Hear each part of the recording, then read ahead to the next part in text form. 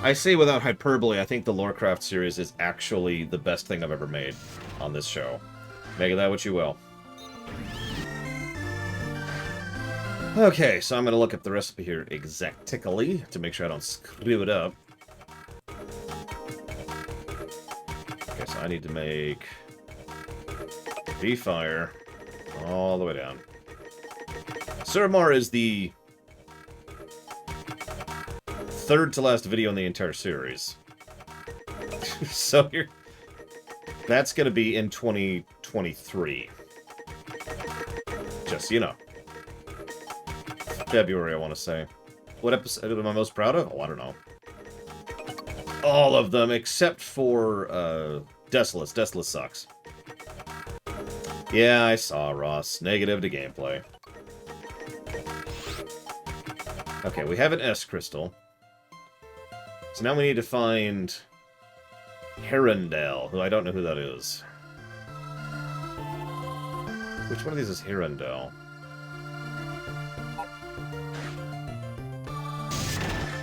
Ross doesn't actually read the Discord. That's why he never actually gave me his feedback on those Star Trek videos.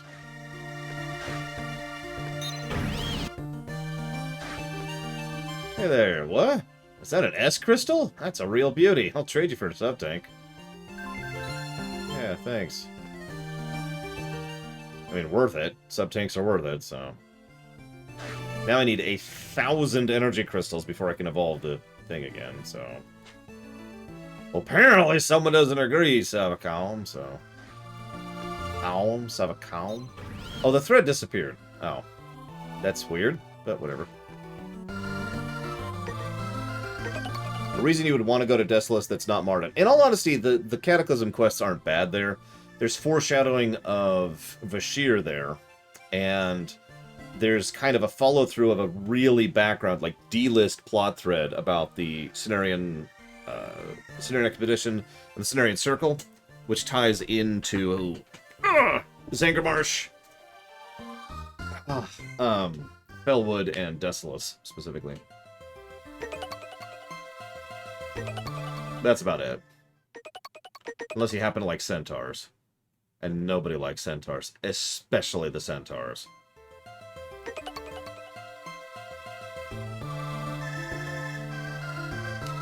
Okay.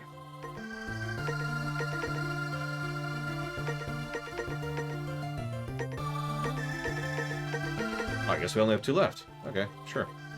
Oh, we already got hard mode on, so let's do it. How dare you, Savacom. It's time! No, I'm reading abnormal spike in heat signature at point A2. Seems as if Vile has taken over an artificial sun originally designed for weather control and has modified it to overheat. The extreme heat has dried out the area, making it a desert. The desertification is spreading, because that's what that is, towards Area 0, so stop that sun before it's too late.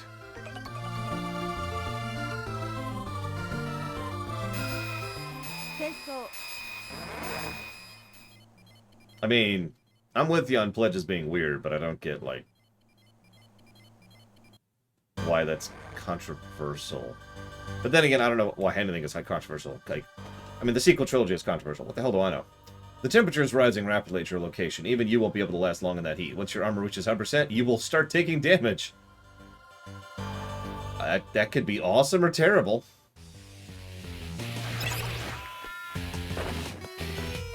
Oh, wow, that raises fast. Look at that. Watch, so we're at 0. And 100. Wow. Ah, see, that's what I assumed. Based on your terminology and your word choice, I assumed you were asking me something that you had already asked before that I had spaced. Which I had.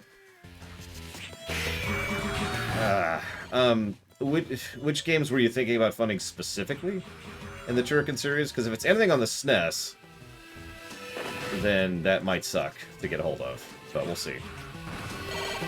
But to answer your question, with total honesty, I haven't even looked into it because I'm a moron.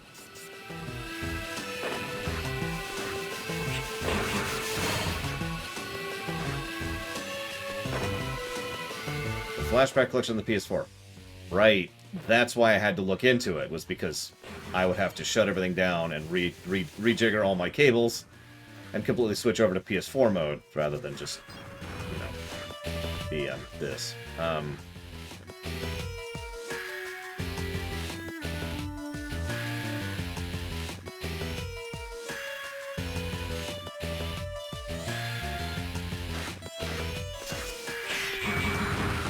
No, I'm thinking about the... I was debating with myself if I wanted to interrupt the stream to just go do that really quick. Because that'll take me a few minutes, but I can just do it and be done with it.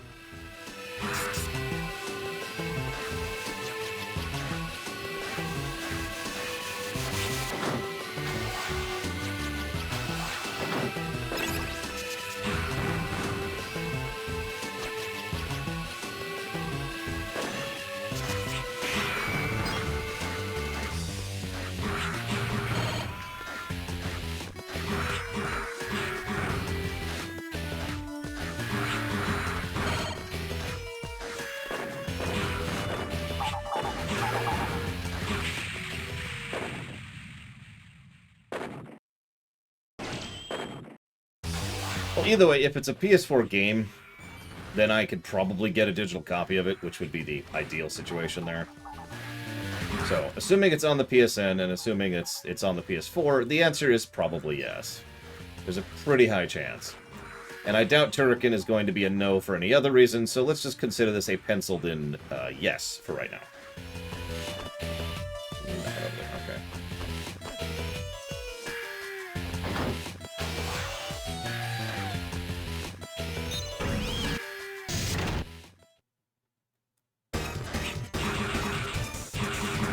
I've thought about getting a second splitter for the setup.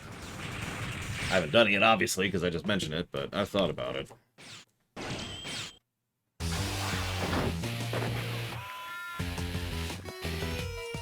I can't believe you're actually having cold over there right now, comma. We're still having heat, exclamation mark.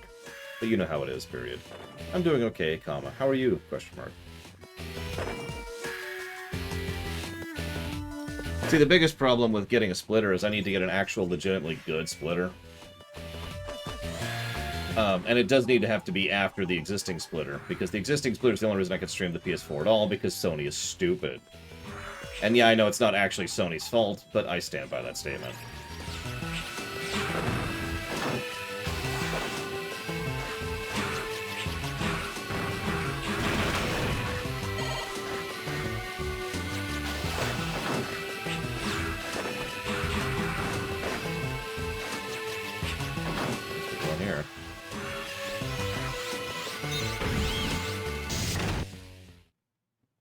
I mean, you say that, you love something that you've been neglecting.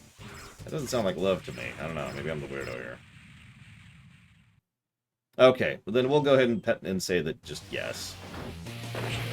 I don't believe you, Blue of Alex? Like, that's... Okay, so, hang on. I assume you know what I'm talking about, but in the off chance you don't, the ridiculously off chance you don't, I needed to get something that strips, I forget what the protocol is called, from HDMI output. And that is the output that's usually done on something like DVD players to prevent you from being able to capture and record footage from, like, a movie. They put it into movie players specifically, Blu-ray players, DVD players, etc., so that you can't do that. And, of course, that's on the PlayStation. That's one of the biggest obstacles I had to overcome when it came to capturing PS3 and PS4 footage in general. The Switch doesn't have that problem, of course, because you can't play movies on the Switch, so they're not beholden to the movie industry.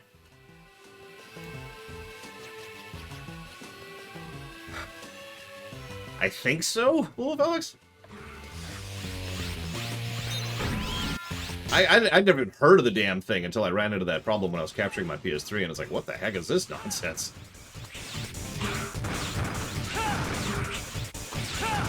Then I had to do my research and figure out what the crap was going wrong. How did I overcome it? Well, there are splitters that specifically strip HDCP. They're actually called strippers. They strip the HDCP, or whatever it is, protocol from the signal entirely, so that it cannot and will not go through. And that way I can just record it. Capture it without issues. I hope you actually get to go shopping this time, period. Make sure to get lots of sweets, too, comma. Halloween is just a few weeks away, exclamation mark.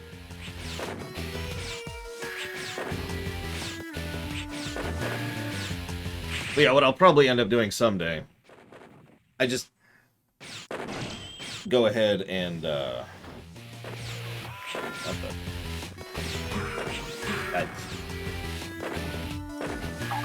what I'll probably end up doing someday is buy a Switch and then actually have the splitter one step up from the stripper and then just do it that way. I just need to make sure I get one that doesn't have signal degradation, which I need to do my research on, which is why I haven't done it. That and the fact that there's just not a lot of reason for me to do that. I actually get no real benefit out of that, per se, other than being able to pause a stream in the middle of streaming. Like, that's the only benefit there is for the Infect for me, which is the main reason that has been such a low priority.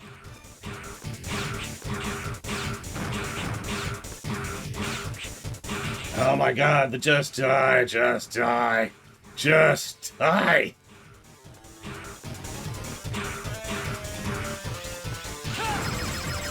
Damn it. I have no idea, Hestus. Kinda busy. That's why I keep running the ceiling.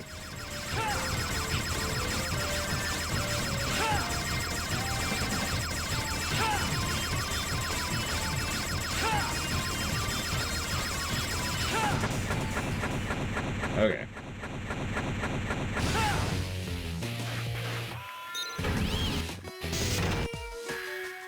$1. That's... Well, thank you for the bit, Dr. Winter. I will add that to list later, but I'll add it to the document right now.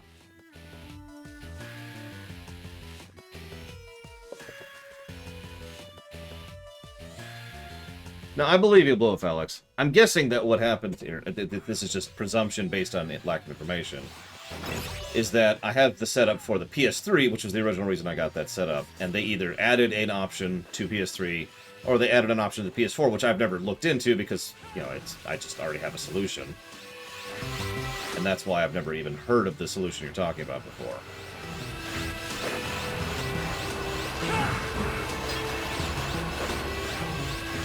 She actually doesn't like Lufia. She just wants to torture me. Aww.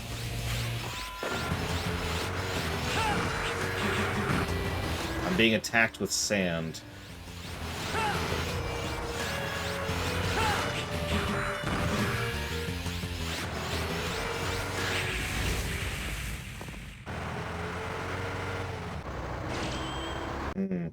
Okay. That still lines up. That means they added the option to the PS4, which would make that a lot easier. Ah! Of course, that means I still need the stripper, because I'm still going to need it for the PS3, but... the same idea applies. I could just put the splitter one step up from the stripper, if I was to do that.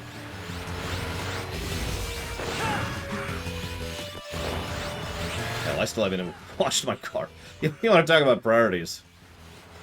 I haven't washed my car in, at this point, months, I think, is where we're at with that. And if you don't understand why that's significant to me, I like to be clean. I am a clean person. So that's sort of driving me insane. Oh, that's not a wall. That wasn't a wall. Over there.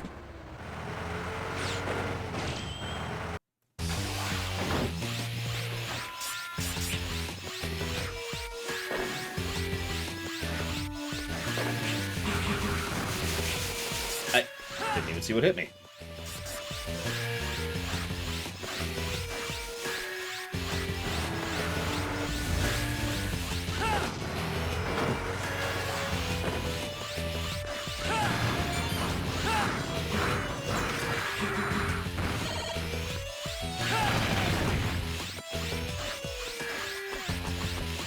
I mean,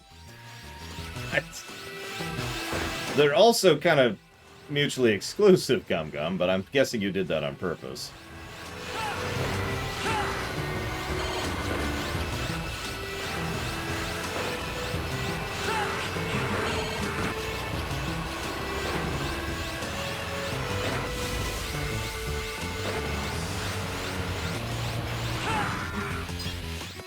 No, Baron.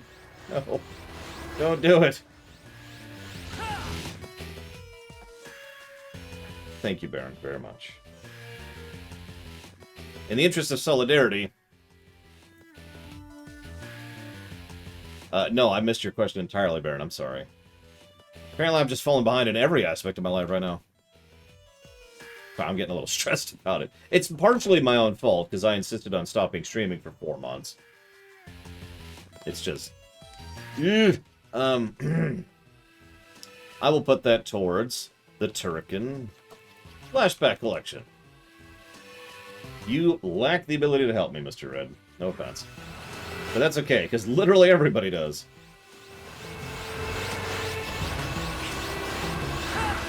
What I need is more time. By the way, there's a good chance the Trek Rewrite Episode 1 will be going live today, so that's cool. I say a good chance because I don't want to commit to it 100%. And I haven't proofed it yet. There's a pretty good chance. So when you say Lufia 3, do you mean GBC or do you mean GBA? Or, sorry, DS. Sorry. Why is the sand killing me? I actually have no idea. I know why the heat is killing me. And by that virtue, that would actually explain why the sand is killing me. Because have you ever encountered superheated sand? Because I have. That hurts.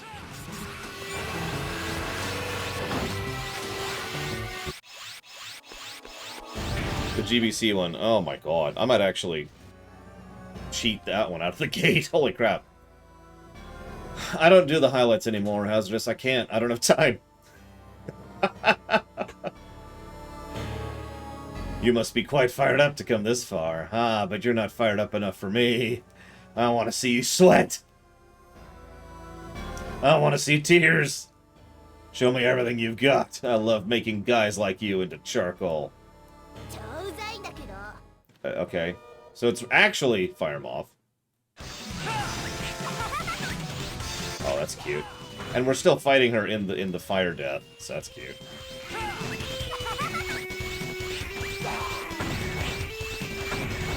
Oh, wow, okay.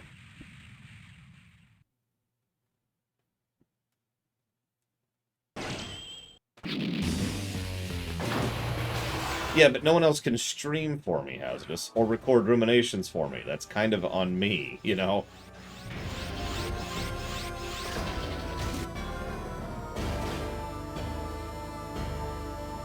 I've gotten hyper efficient with my job to the point that the only actual thing taking up time is the act of streaming and the act of recording.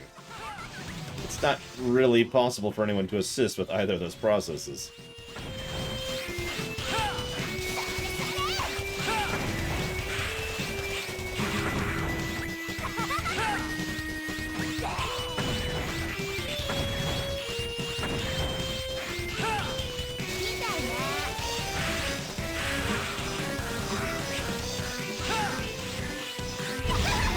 She's also in the air, which means we can't use most of our ice attacks on her.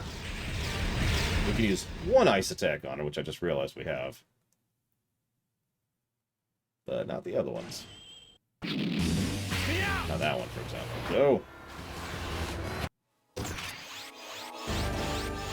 Yeah, exactly, Blue Fox. There's... Yeah, Mr. Red, can you record the rumination on this game for me, please? And then edit it and upload it to my account. And then label it. God, that would be awful. Not you, Mr. Red. You wouldn't be awful. I'm just thinking about how terrible that would be. That does nothing to her. Okay, so... I don't have a lightning attack. And she's immune to ice. So... back to normal mode.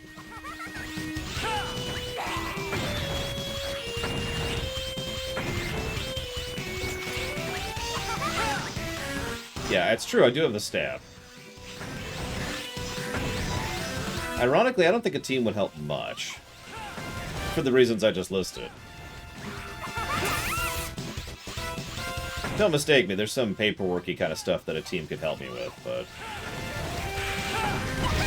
And I do get assistance already, like Savacom, Zilok, Third, Mr. Red, Random. That's a good one.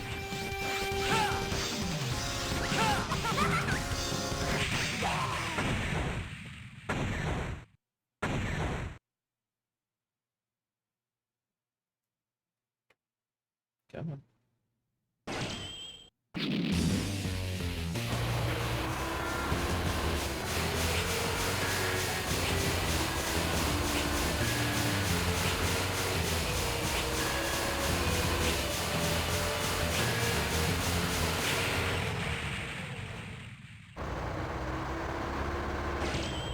Do it, Mr. Red. Do it!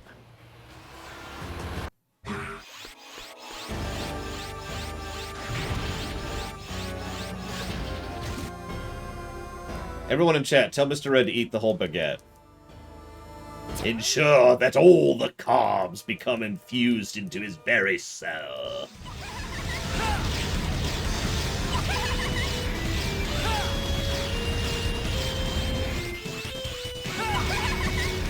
Really?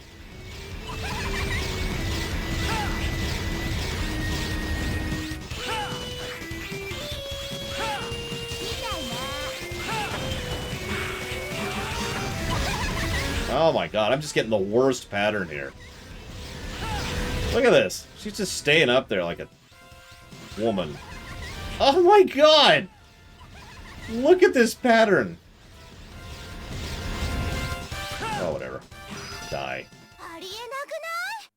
Well, you can't move because I sliced you in half.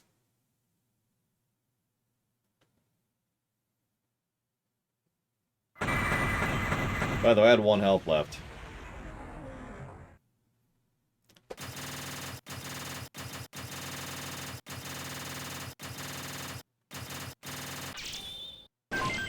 Wounded Edgeman. And now we have Burning Shot. Yeah, nope, the only hit point that matters is that last one.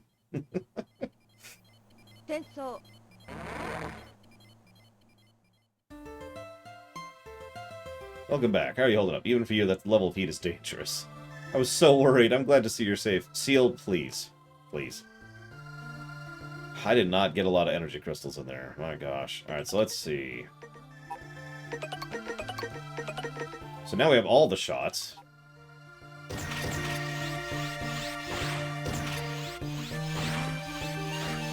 I mean, his new body is absolutely inferior, but as for a specific amount, Baron, I have no idea.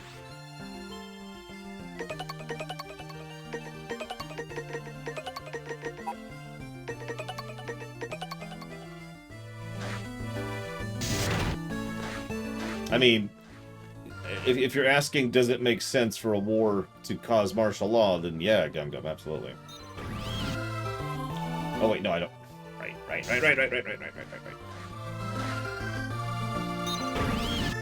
Yeah, we're probably just gonna go without upgrading our elf any further. Which is fine. Because we only have 1 stage left before we get to the Vile stages. This area used to belong to another resistance group. Now it's being used as a forward base by Vile. I'm detecting plant-like nanomachines, son. They seem to be thriving on geothermal energy. At this rate, they'll continue until they engulf Area 0.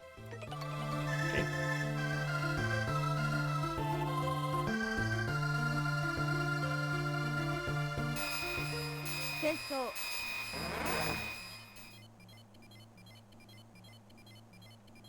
Up, Seal.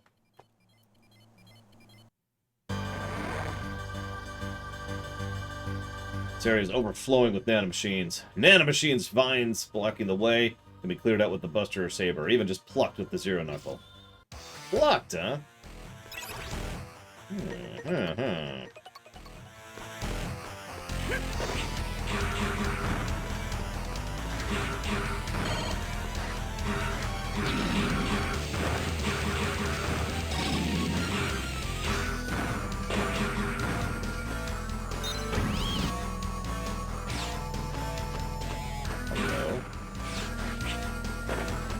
I'd ask why I blew up Alex, but I should probably mention that Armstrong, in my opinion, is unironically an actually really cool and interesting character. And I actually unironically love his power, so... The nanomachine's power he has, I mean. So make of that what you will.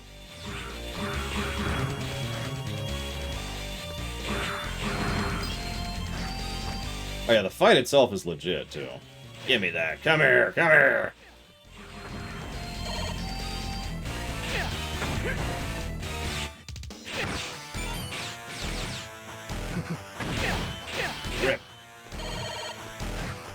Yeah, just super hard. I mean, if you think about it, he has an extremely useful power. His skin, extremely fast, just solidifies in response to damage or in response to needing, you know, the extra oomph or whatever. Oh wow, this thing's really fast.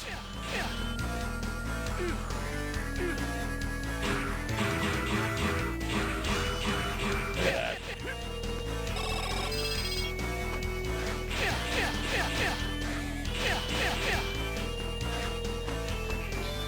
Ooh, spikes.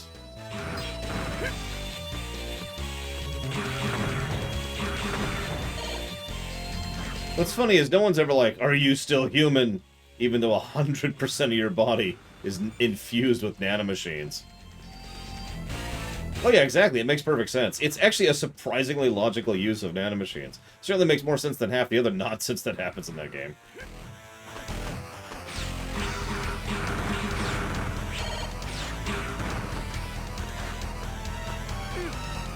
Is Armstrong a good guy? No! He's arguably insane. I'd vote for him, though. I mean, given the alternative.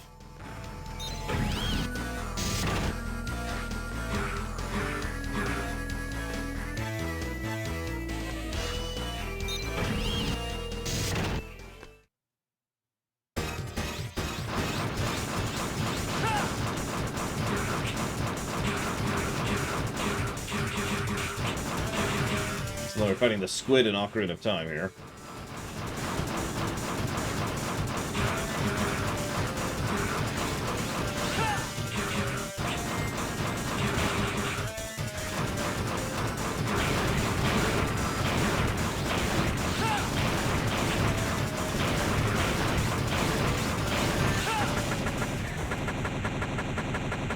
Yeah, exactly.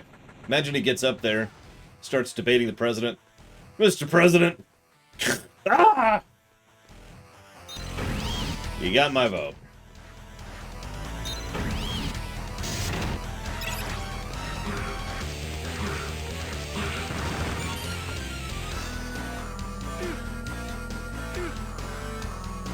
Oh, that's a cute mechanic.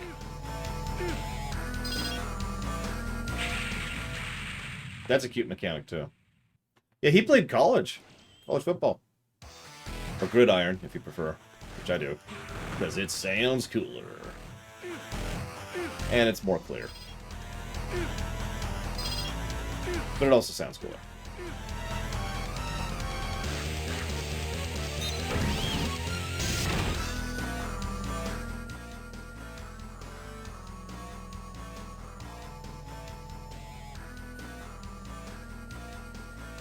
I mean...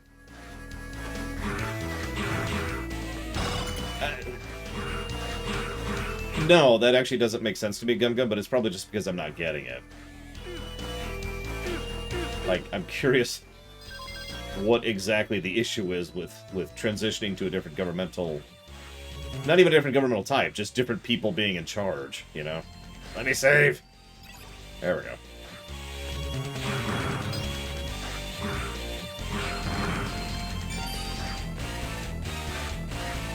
I could see that argument, Kay. Not quite to the extent of the agent from,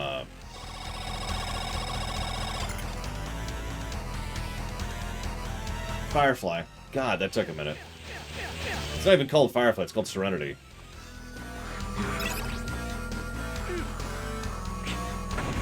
At least the agent was fully aware of what he was doing. It was played by Chiwetel Ejiofor, which I'm probably pronouncing wrong, but he's an awesome actor. So, he gets credit. But, okay. Are you gonna respawn on me? They apparently do not respawn. That's good to know.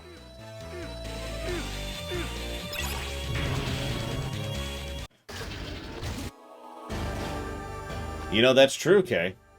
Armstrong wouldn't have put up with any of that nonsense. A red herring... yeah, there's nothing getting in the way of a red herring being tragic, or a villain, or an anti-hero, or anything else. They're a red herring, right? I am the true villain, but I was doing it for these purposes, and this is the descent I've fallen into, and it's actually this other person. Yeah, there's no interference there.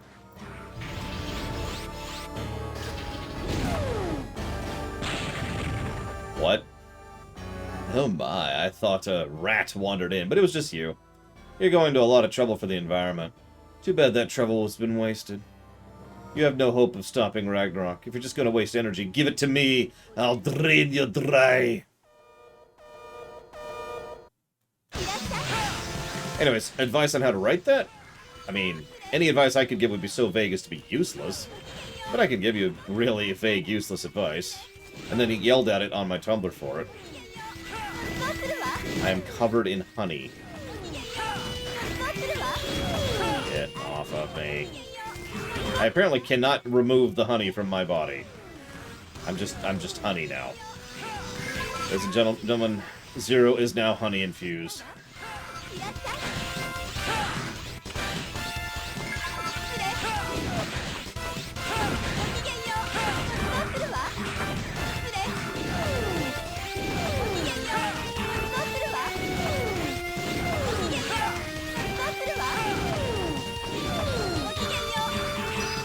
Place.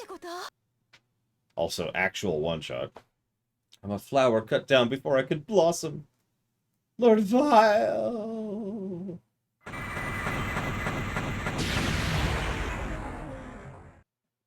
Super hugged. Ruthless Warrior. That's a new one.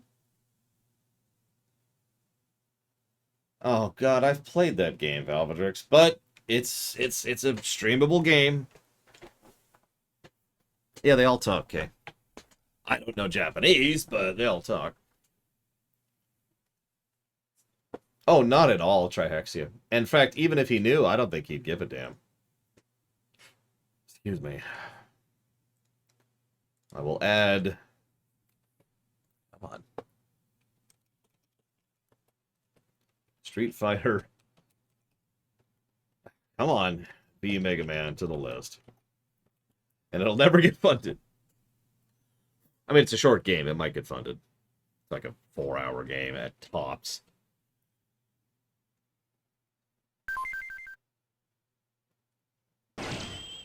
Lunch? What did I have for lunch? Oh yeah, a bowl of cereal. My bowl of cereal was good. It's just shredded wheat, but I like shredded wheat. Artificial plants. How ironic that the very technology meant to protect nature is destroying it. Humans are capable of the most wonderful and most terrifying things, blah, blah, blah, blah, blah. I just went to college and took an art degree. Area Zero's situation is nominal. It looks like I made it in time, then. Looks like you did. Now Area Zero is safe forever. Why would I add sugar to cereal? No, I just eat plain shredded wheat. I actually enjoy just plain shredded wheat. Then again, I also enjoy just plain oats, so what the hell do I know? I did get some pumpkin spice coated pretzels, which I haven't really gotten to try out yet. Take a break. You deserve one. So, you remember how we've been talking over and over about how Dr. Vile is an idiot? Check this out. CL0, it's terrible. The base radars detected a large energy signature. The signature's coming from space! Space? The energy signature's off the charts. It's heading Area Zero. Get out of there. What is it? Respond. What's going on up there? Something's overriding the signal. The source is Neo Arcadia. I knew it. Dr. Vile. Who else is it gonna be? I told you, Zero. You don't have a chance of stopping Ragnarok. Laying down a blanket of destruction from the comfort of my space cannon was what Ragnarok was built for the whole time. So yeah, this is technically a plot twist. Ragnarok is the name of his orbital death ray. There's been a pet theory running around for a long time that Ragnarok is actually rebuilt from the final weapon from X4. Shrug. The 8 warriors were nothing more than a diversion until I could complete Ragnarok. Operator, can you transfer me to Ragnarok? Sorry, I can't pinpoint the coordinates. It's a giant space station! It's... Okay, whatever. I can't send you anywhere without a destination. Your confusion thrills me to no end. You pathetic insects crawling around getting excited about your precious nature. I want to hear you scream as you meet your doom. The only one that's doomed is you. How dare you? That voice, it's Kraft! So there's Ragnarok. I've destroyed Ragnarok's remote control system. I am no longer your dog to yank around by the chain. Now I control Ragnarok. Your space cannon is no longer pointed at Area Zero. It's pointed at you and Neo Arcadia. Kraft. Seduced by the sweet words of a woman. Unbelievable. Yeah, that's never happened in human history before. You do realize how many humans and Reploids are living under my control? Are you saying I should play the loyal Reploid and follow you? Not doing, not thinking, just waiting at your beck and call? And you are condoning the destruction of nature, struggling just to survive? I will not let you take control. I've fought too long and too hard for humanity to let you. You can tell because we were just introduced to him this game, and this is his third cutscene. I'm counting. I will change the world. What? So you're gonna attack Neo Arcadia instead? There's still humans and Reploids in there. Come in, Resistance Base. Seal. Communication restored. Come in. Get everyone in the Resistance over to Neo Arcadia. Get the humans and Reploids out of there. Even if you have to force them out, you try to save as many as you can. That's fair. I was combining those into two, Mr. Red. So, okay, fine. If we want to get technical, that is his fourth cutscene in the game. Excuse me, in the entire franchise. Don't worry, he'll have a fifth. Too many have already seen suffering. Understood. I will relay your orders immediately. Preparations for transfer to Ragnarok complete. Since the coordinates are based on Kraft's signal, this will be a forced transfer. Also, your position will be somewhere removed from Kraft's for no reason. Seal, don't give up hope. Why not?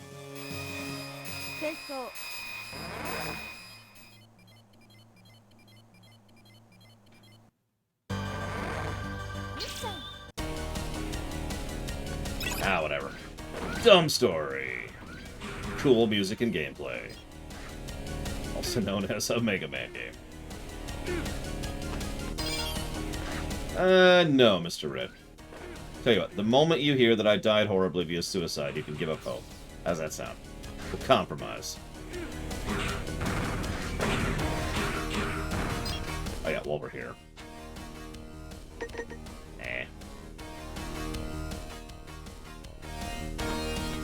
See, that explains why nobody noticed Dr. Vile building a gigantic space station of death in space.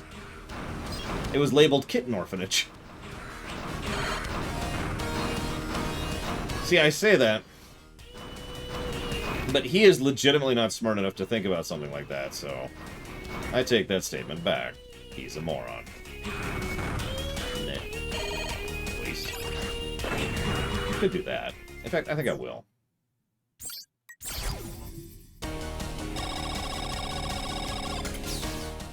There we go. Three full subjects. Yeah, Dr. Wily could actually do that, I agree. Vile it wouldn't even occur to him. Why would it? How is everyone going to know that he's killing all of you from space? Evilness. So anyway, anything I can change that would prevent these horrible futures from happening? Yeah.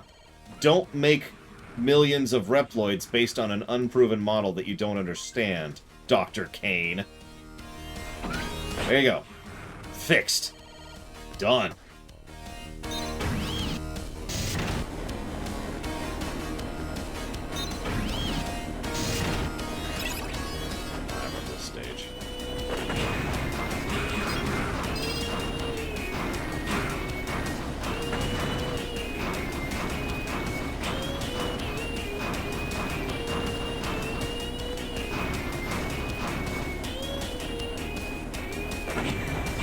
I mean, we make fun, but it's worth noting that what Kane did was legitimately not smart.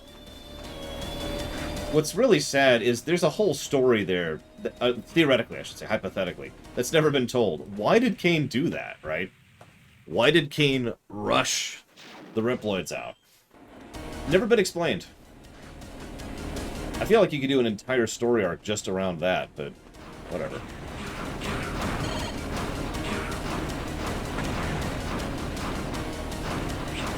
Yeah, Dr. Light knew what he was doing. Even Wily knew what he was doing. Kane was just like, ooh, this is cool. Let's make 1 billion of these things.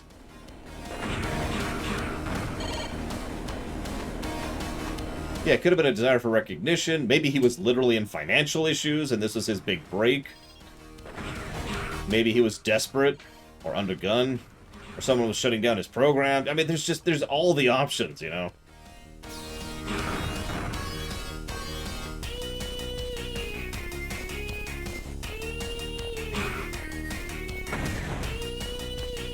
Yeah, I accept death.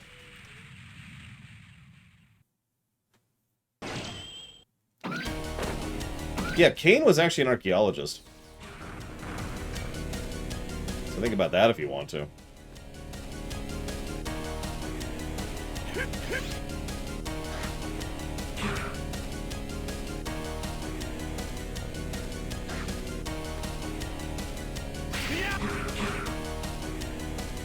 I mean, it was definitely not his field. It's just...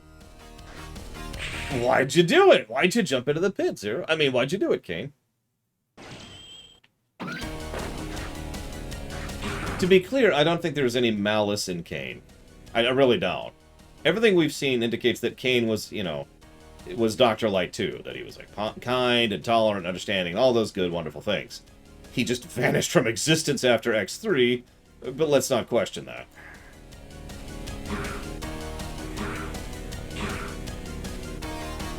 Not just this game, Hariant. All the games. Damn it, I keep facing the wrong way. There we go.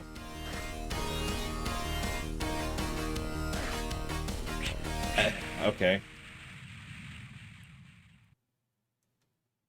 Yeah, so there's a fun one for you. What if Zero was discovered first?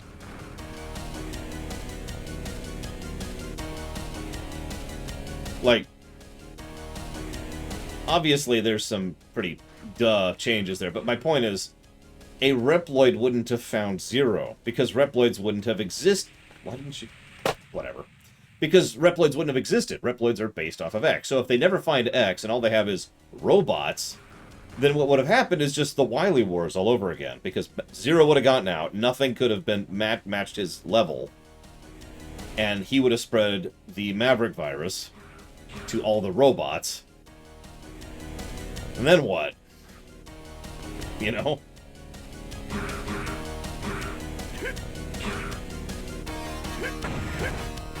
Still trying to figure out how to dangle from these things like Cyrix says I can. I think Cyrix lying to me, but I kind of doubt it. But I really want to know is how do I do that? Whatever. I accept. That's what we call bomb jumping right there, if you're wondering. No.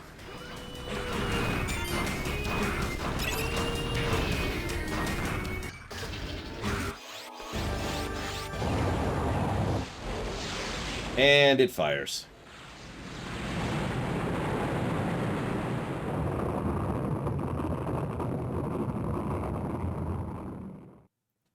It already fired. Seal, respond. It's not working. What's going on up there? You mean down there? Or...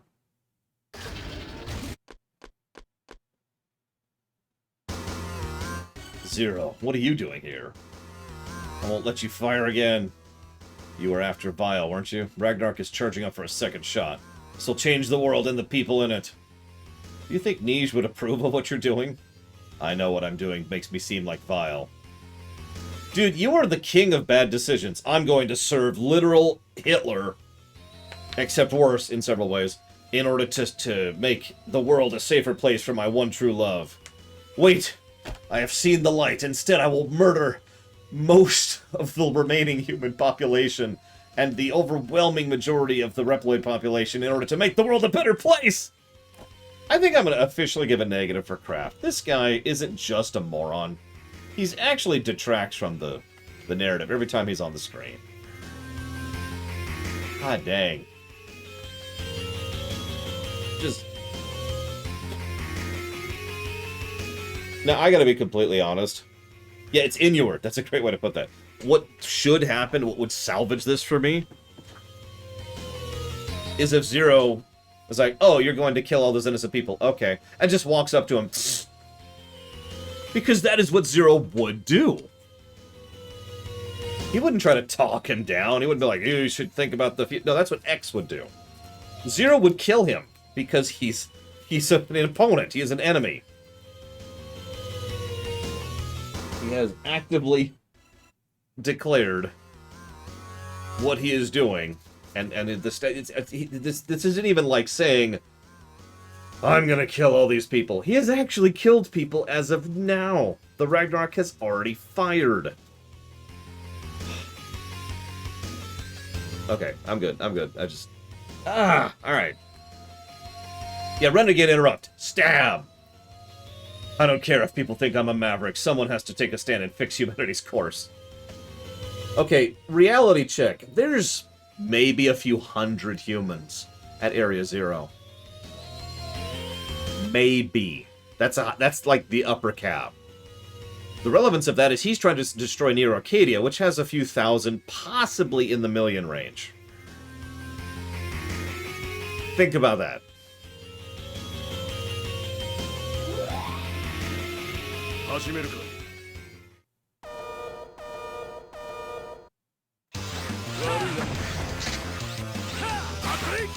Oh, do they actually... Oh my god.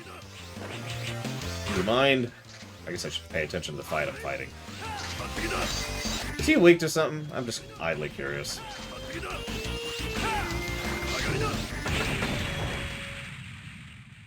I know what you're trying to say, but lofty ideals won't save any lives. Murdering millions will save lives!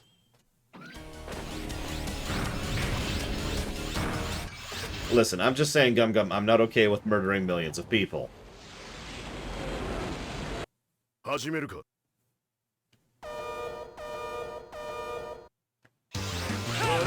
And I know you're into that. I don't know why, Gum Gum. I'm not here to question. Please don't kill me.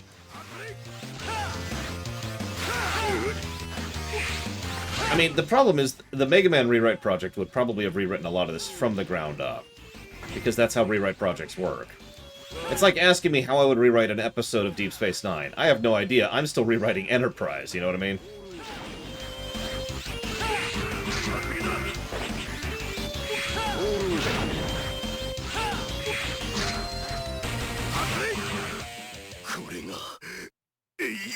Listen, Gum Gum, I know that you like murdering millions of people. I don't get it, but it's okay. It's okay. It's okay. 20 million people killed in the... Oh my god, you have got to be kidding me. Whatever. Never again, Mike Romano. It's over. It's done. Forever and ever and ever. We're only Reploids designed for war. It's not our place to change the world. That's X's job, but he's gone. That's up to humans like Seal and Nige. As Reploids, we can only lend strength to those we trust. Trust? But just who should I be trusting? The humans that do nothing while their world falls apart? The humans that fear us, their own creations? Or the humans that try to conquer the world? We fight each other for them? This world screams out in pain under them. Why should I trust anyone?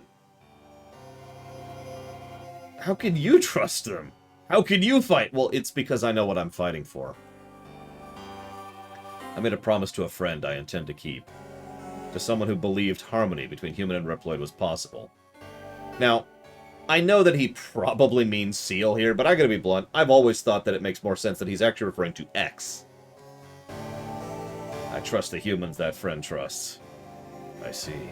I couldn't even bring myself to trust Nige, even though she has always only told the truth. Kill yourself. Kill yourself, suicide! Leave my body here. I can no longer face Nige. I don't want to cause her to suffer anymore. I will do as you asked. The humans, the Reploids, the world, and Nige. Watch over them. And slice. Seal, I stopped Ragnarok. Only 20 million people. 20 frickin' million. Jesus Christ. Craft? And craft. I'm sorry. I don't know what to say. Now, okay. Hear me out for a second. Imagine if craft was better written. Let's start with that. Imagine if this was Andrew. This is actually something I've been kind of bonking into in the Trek rewrite. Because one of the things Star Trek likes to do a lot is introduce someone, try to make you care about them, and then forget about them at the end of the episode. The guest star concept in a nutshell. I've actually been... It's astonishing how many hundreds of times that happens across Trek. I've been trying my best to avoid that. I actually have a completely separate document whose only purpose is to remind me of all of the secondary characters, where they are, and what their significance was. So, you know, if we have a situation where it's like, we want to have a big character moment, we can bring back someone we've already used, and it can have more impact, as opposed to being some guy who this is his 5th and final scene, by the way. That's why I was counting earlier. Mission complete.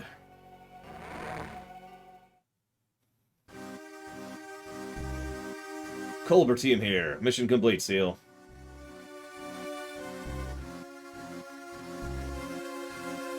The humans and Reploids have been evacuated. All the survivors... New Arcadia has been eradicated by Ragnarok's attack. There is nothing but a crater in the center where Vile was. I doubt there were any survivors in that area. So this is when we get into stupidity, by the way. I know we've already had stupidity, but don't worry, we've got more. Good work, everyone.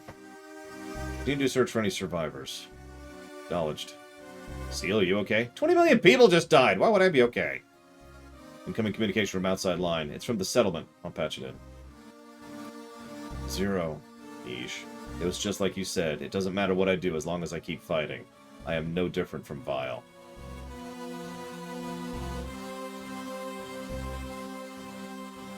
I hate that trope so goddamn much.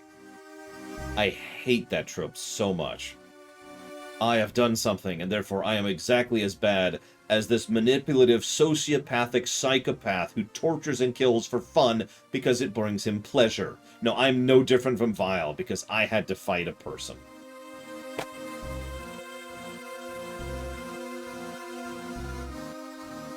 I'm sorry, hang on, Gum. Machine break. It's more important to have a well-trained soldier than a fancy piece of kit. I don't understand that sentence at all. Does that mean they spend more on training than they do on equipment? Because that's what that sounds like. If you kill, you are exactly the same as that kill. No, you're not! If you don't want to kill, that's fine. That's a separate concept.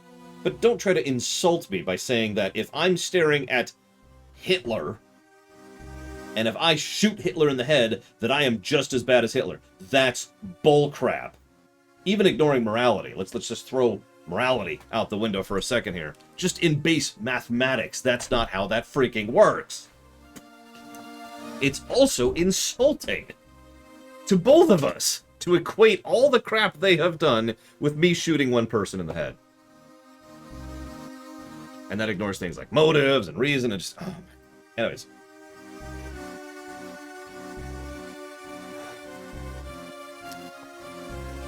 Thank you for stopping craft. Yeah, you're welcome. No, I already answered you, Gum. Unless you got something else. That's fair, Loner. And Red Alert was a great game, so it was all worth it. Ragnarok and Neo Arcadia are all over. It's finally over! Yes, this is totally the end of the game. So many humans and Reploids lost their lives. Again. Zero, did we do the right thing? Yes. I'm sorry. This is not a question.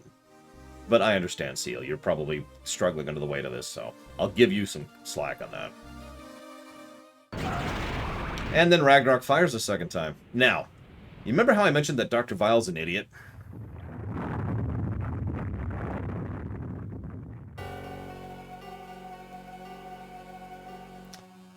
What was that? It came from Ragnarok. It's still operational. That thing's still operational. Sorry. But Vile and Craft are gone. Who could be controlling it? Operator, send me back to Ragnarok. I can't. Only the control room is connected. There's protection around the circuit to the center. We can't transfer you from the access port to the trailer. Ragnarok is accelerating. And it's heading straight for... What's wrong? It's heading straight for Area 0. Someone's trying to crash it. What? There's still some time before it touches down, but we can't disable the circuit protection from here. Isn't there something we can do? Zero, Seal, are you okay? Niche, Ragnarok is... Yeah, I heard. I'm sending over some coordinates. You might be able to reach Ragnarok with these. Where did these go? To the teleporter base in Neo Arcadia. It was originally designed to transfer troops. It might have enough power to get you over to Ragnarok. Coordinates received. Inputting now.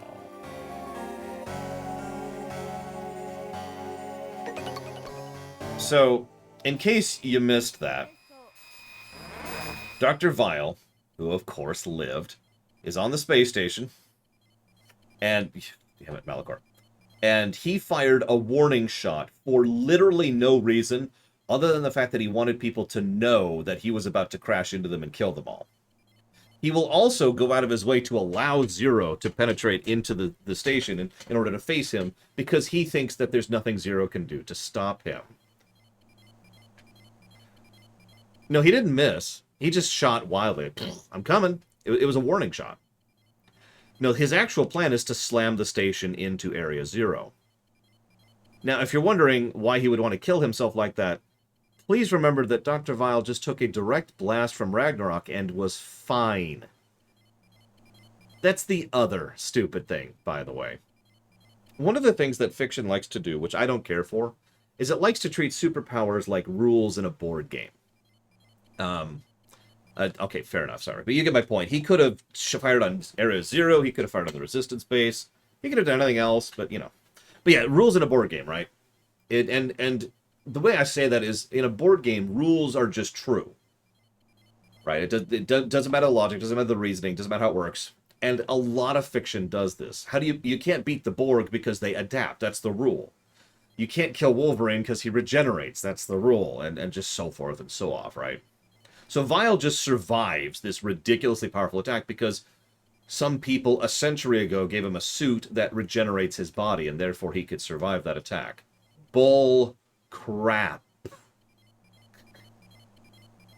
I'm sorry. Bull crap. This is one of the biggest reasons why the argument exists that Vile survives into the ZX series, which we will be talking about when we get there. Because he survived all this other nonsense. Oh yeah, you know, another work of fiction that pulls this, by the way. KOTOR 2. Don't mistake me. I actually like KOTOR 2. I can't talk. I'm so angry I can't talk. I like KOTOR 2 a lot. But Darth Sion. Well, he uses the Force to regenerate and he can survive everything, right? No, that's stupid. I mean, there's ways we can make that make sense, and I've actually discussed those on camera. But the idea of him just being straight up invulnerable is silly at best. Or not invulnerable, you know what, you get what I mean, you get what I mean.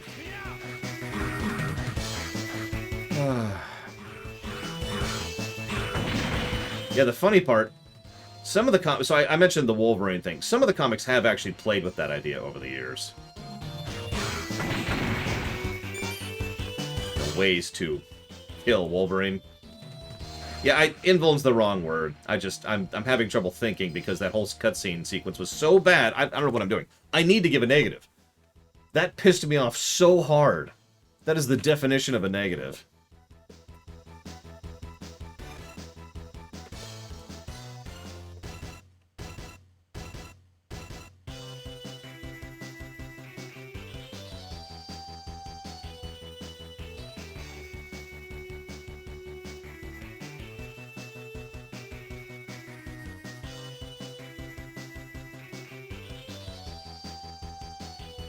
Yeah, there's another one about the regeneration thing. How many of you know who Lobo is? How many of you really know who Lobo is?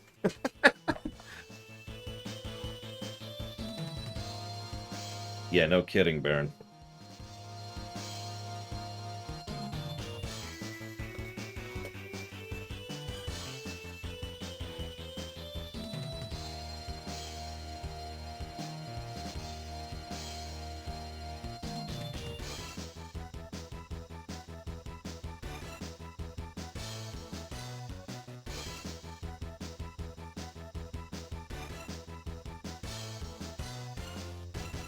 Oh, I don't remember Dark Town. I know we talked about it during the KOTOR 2 review. We might have mentioned it during the lore run, but I know we talked about it during the review.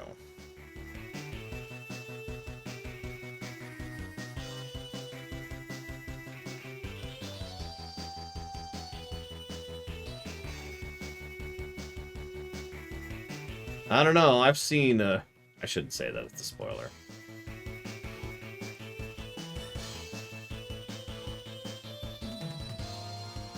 So just making sure we're up to date on our thing here.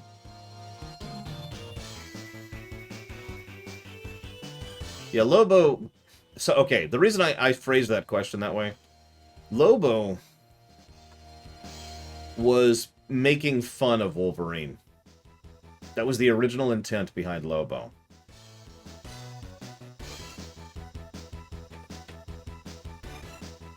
The problem is, as with certain other characters I could mention, Carnage, excuse me, people kind of forgot the joke and just sort of ran with it.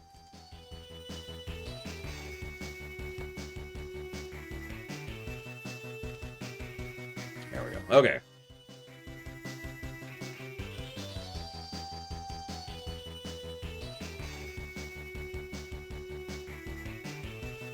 So it sounds like, yes, Gum Gum was the answer to my question. They spend more on training than equipment. I know, Van Falkenstein. At least Deadpool was literally the joking character. The joking Wolverine.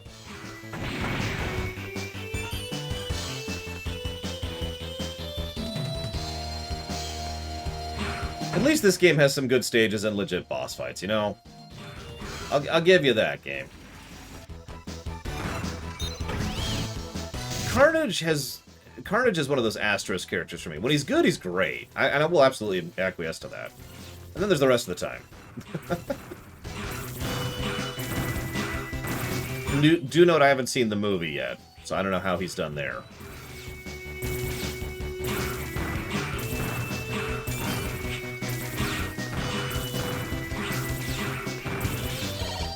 Damn it. That completely threw my timing.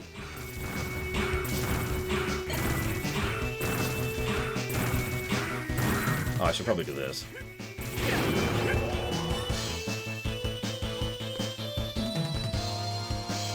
I mean, sure, Gum Gum? I don't know. Remember, I haven't even designed my ground forces yet, so I have no idea.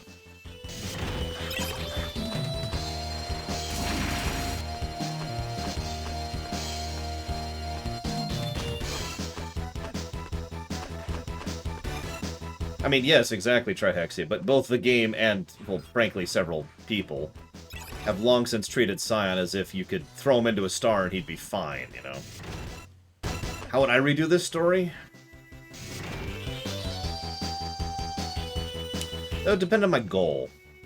And I know that sounds like a strange statement, but the goal of this game is humans suck, but actually they're okay, and Reploids are only here for eternal war. That's the goal of this story. Not sure I agree with that. Not sure I like that message. So I would throw that out the window. Oh, you son of a... And I would then decide what the goal of the narrative is, other than, you know, that.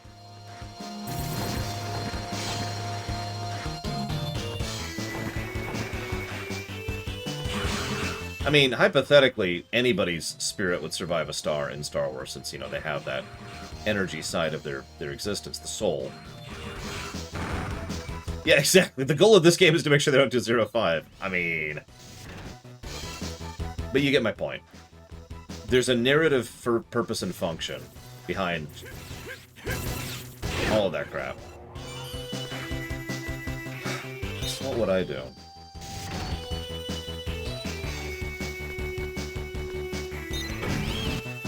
I would want to end 0-4 at least on a bit of a hopeful note. I would want it to be a little bit of an Etch-a-Sketch thing, too.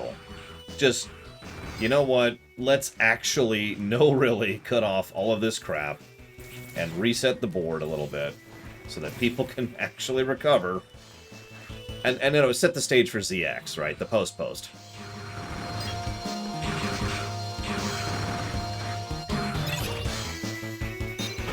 Oh yeah, the gameplay's been pretty legit. I've been enjoying it. honestly, the crafting system is probably my only real complaint other than the usual suspects. Oh god, don't even remind me about Dirge. Dirge is Scion, but worse in every way.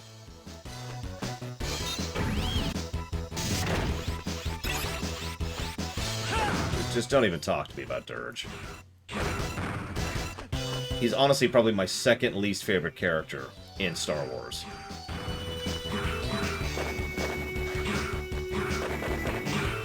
Behind Abeloth, if you're wondering. By the way, what is it with Mega Man games and the background being weirdly organic in a space station? Look at that. This is the other piece of evidence that this is actually the final weapon, by the way. Because the final weapon had very similar stylings in its background.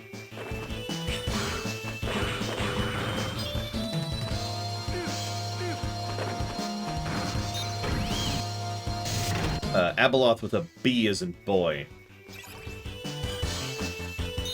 Yes, the unit is all that matters, Gum Gum, and everything else must be sublimated to the will of the Overmind, I believe is what you said. Something like that. Ah, almost made that happen. I'm not gonna waste it. I'm just gonna die. Anyways, what the hell would I do with this? I'd say, hi, Tazara. Stab! And then Tazara would be like, no! How could you betray me? And I'd say, well, it all began 15,000 years ago. And thank you, Tazara, very much. Always appreciate. If you know where you want that to go, please let me know. Now, Abeloth is actually in Star Wars, kind of, but she's also behind a lot of things. Like, you ever wonder where the space station that can move planets through hyperspace came from? And why they were just... Oh, my God. Anyways.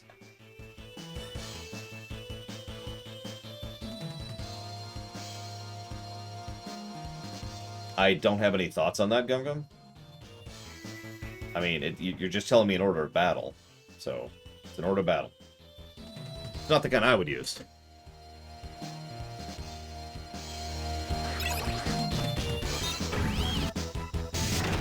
It sounds a little bit too cellular, if you know what I mean.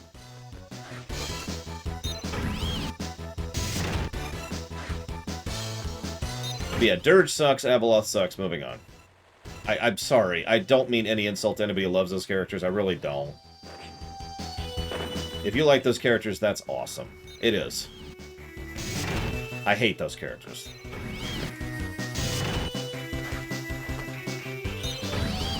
Anybody who complains to me about Rey Skywalker has never read Dirge. Anyways. So. What would I do with this story? God. The problem is, and I kind of hinted at this before, that would require me to have rewritten all the classics and, you know, the X's before getting to this point. Which obviously I haven't done. So if I'm dropped in, if someone's like, here, rewrite Z4, but nothing else.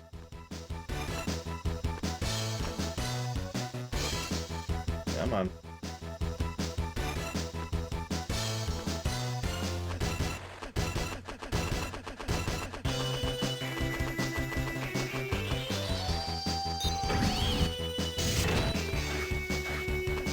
I'm not the person to ask order of battle stuff, Gum Gum. I'm just going to be real about that.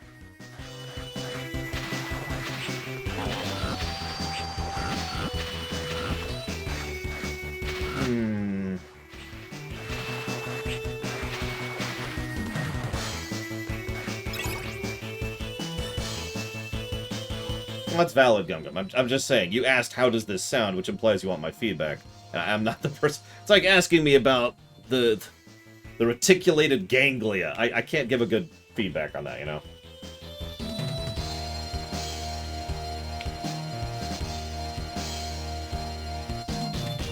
Can't think right now. It's too damn hot. I mean, the temperature's slowly going down. We had actually gotten up to 80. That's why I turned the AC back on.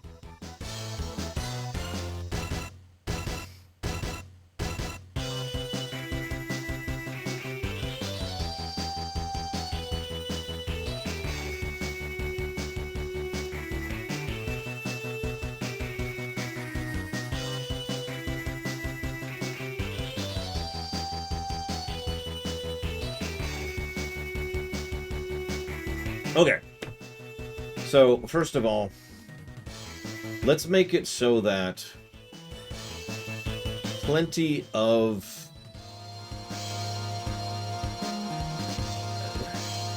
To answer you, Gum, more specialists in the individual than in the aggregate. So rather than one platoon having a fire specialist, you have a squad have a fire specialist. That's what I mean. So every platoon has 4 fire specialists, which means every company has 16 fire specialists, and so forth and so on. Anyway, so make it so that more people are fleeing to Area 0. Clean up the dialogue. Just do a general polishing pass of the dialogue. That's a duh, right? Make it clear that what's happening here is Vile is losing control entirely. So he sends out his 8 buddies, because we gotta have the 8 fights. Right, we gotta have the Mega Man standard. So, okay, we fight the 8 dudes, and they're all doing their own little plans to wipe out Area 0, all of which are designed as distractions for him to distract the Resistance from the fact that what Vile is actually doing is he is setting up to destroy Neo Arcadia. Eject Kraft 100%. Just remove him from the narrative. God. He serves no purpose whatsoever. So, Vile has been using the last of the resources. Maybe mention, like, the energy problem has been getting worse. That's one of the reasons why people have been fleeing from the city, is because all of a sudden they're getting to the point where they're having food shortages. And the reason why is because the overwhelming majority of resources in Neo Arcadia have been devoted towards the production of Ragnarok. So he's built Ragnarok, or rebuilt Ragnarok. Let's go ahead and make it final. So he's rebuilt the final weapon. He's ready to shoot it. And he actually does fire down on Neo Arcadia, kills millions of people. And then we're like, oh shoot, we need to go stop him. And when we beam up, and then we have these stages, and we go stop Dr. Vile. And then we kill his ass, because he can't regenerate infinitely. And the reason Dr. Vile is okay with this, well, I don't want to spoil this, but the way I would do this is I would make it so that Vile's big shtick is that once we get there, he's like, aha, but if you kill me, the station will collide with what's left of Neo Arcadia. And then Zero kills him. Vile's like, what? You're not... What? They've been evacuating the city. I'm just here to get rid of the enemies. And they did evacuate the rest of the people already, and so nobody else dies, but now there's this giant crater of death where Dr. Vile collides. And obviously we're going to have to rewrite ZX. Eliminating program start. Interesting. It was English. You didn't lie to me, Cyric.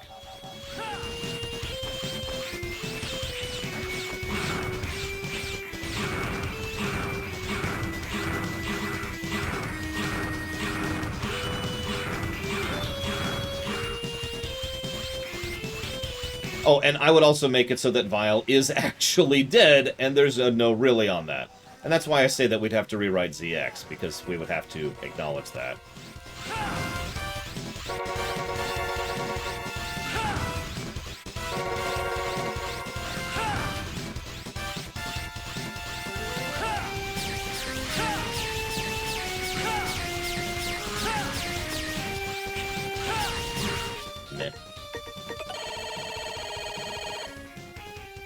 I mean, honestly, Dr. Vile has always been stupid, but as I've said many times, there's a pretty big gap between stupidity being written well and stupidity being written badly. And frankly, Dr. Vile is written badly.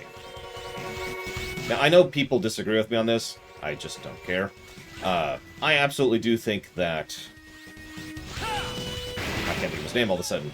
Dude from KOTOR is stupidity written correctly.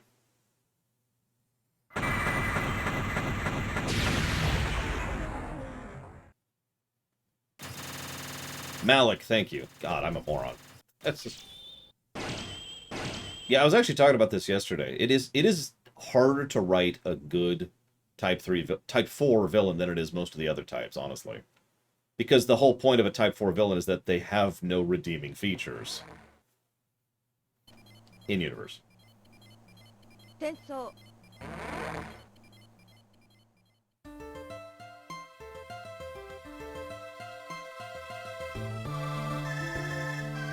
Interesting, Imperial Star Destroyer. I look forward to your opinion when we get to ZX. We still have to bypass the protection surrounding the Ragnarok, but I've got an idea. Let's continue with the next mission when you're ready. Oh, By the way, when I say no redeeming features, I do mean in-universe. Like, they can be charismatic or well-acted or whatever, but... You get the point, right? Hey, Zero, looks like you've managed to disable protection surrounding the teleporter base. Now all that's left is protection program blocking access to Ragnarok. Thanks.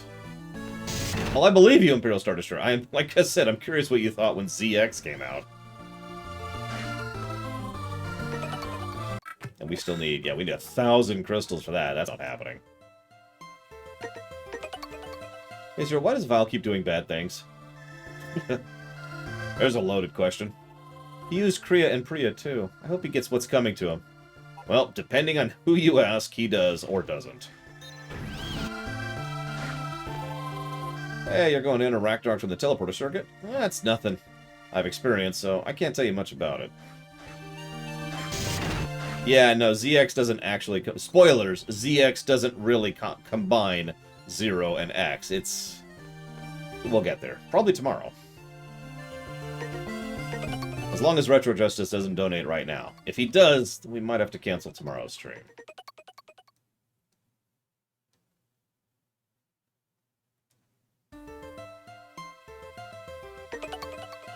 Why is there a child Reploid? Well, you see... Assholes. No, what's really horrible, and I mean this, a Reploid in the body of a child doesn't mean anything really, because their mind has nothing to do... Well, let me walk that back. Their mind only has something to do with their body. There's an integration DNA thing we've talked about before. But no, the real relevance there is that you can have a 500-year-old Reploid in the body of a 10-year-old. You know, the dragon thing, right? What would be really messed up is if you put limiters on the program so that they mentally stay a child despite their experience for however long they get to last. That would be messed up. Thank you, Retro Justice, very much. I appreciate you delaying tomorrow's stream. I mean, donate it towards Mario Sunshine. You got it. Thank you.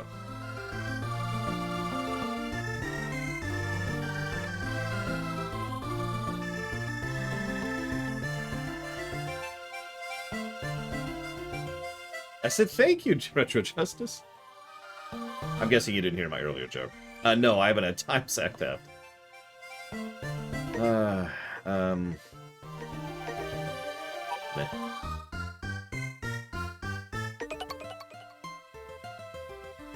Oh, here we go.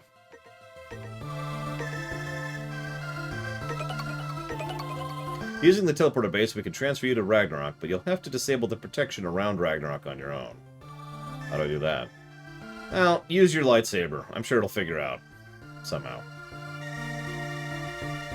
Yep, okay, yep. Yes, God! I get it! Sorry.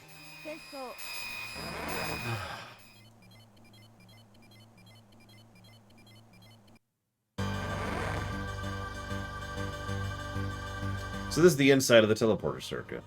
Looks like a lot like cyberspace. Zero, come in. The circuit leads to Ragnarok. It looks like the enemy is there too. Destroy the protection program. So welcome to the obligatory cyberspace stage, which has been obligatory in every X game since X4. It's okay, I like this song. I keep waiting to hear a specific song, because I don't actually remember where it is. We'll get there, I'm sure. I mean, I know it's one of these songs, I just haven't heard it yet. Yeah, no, we're not in cyberspace. That was very strange. So I'm gonna go and ask the stupid question here, Zach Taft. What's the Zeo suit? Excuse me, Dio suit. I could talk. Referencing again? Or is it an unintentional reference, in which case, never mind. Ah.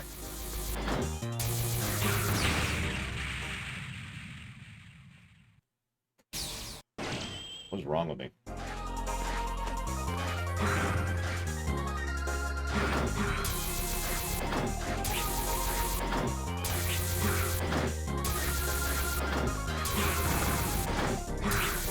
And I keep thinking I could break those, and I can't.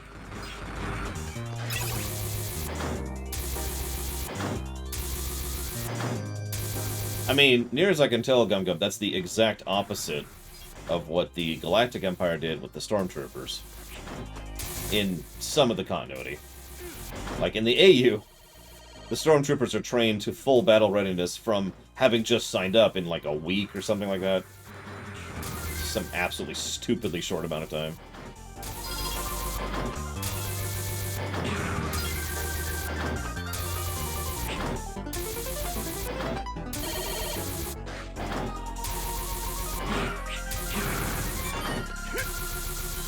Hello?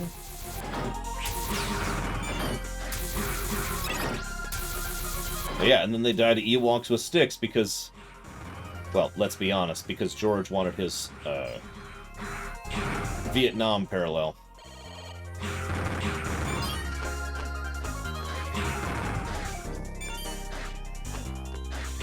Well, it varied in the EU, that's the thing, because in the EU, okay, in the EU, in the beginning, this term Stormtrooper was used more as propaganda than anything else, but it also referred to a broad category of people who would undergo a varying amount of training. So some people would insist on training their Stormtroopers very rigorously and very properly. Some would insist on just getting as many as they could. Some people would give free financial benefits for becoming a Stormtrooper, so they would get a lot more recruits. Some would press gang criminals into it. The Academy at, I want to say Meridia, I'm probably saying the wrong name, was a good example of a place that had very rigorous protocols in the time of the Galactic Empire, etc., etc. So, in short, you could get good Stormtroopers, bad Stormtroopers, Caridia, thank you, and just about everything in between. And I bring that up, though, because that is just a distinction from the AU, where the Stormtroopers are universally crap. They're just all junk. And they've just embraced that concept. And you can see why I like the EU's concept better, because to me it makes more sense that the specific governor or the specific Moff or the specific Grand Marshal or whoever would have different standards in place with regards to generating and producing their troops, right? But anyways.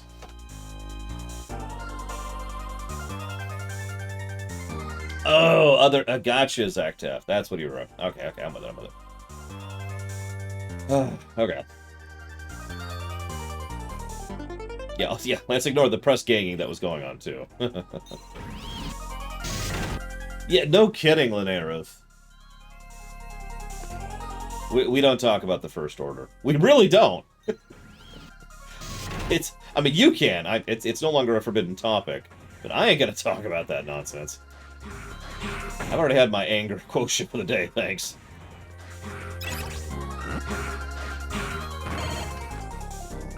Come on. I cannot seem to make that jump. Oh, it's just a life anyways. Well, there might be something else up there.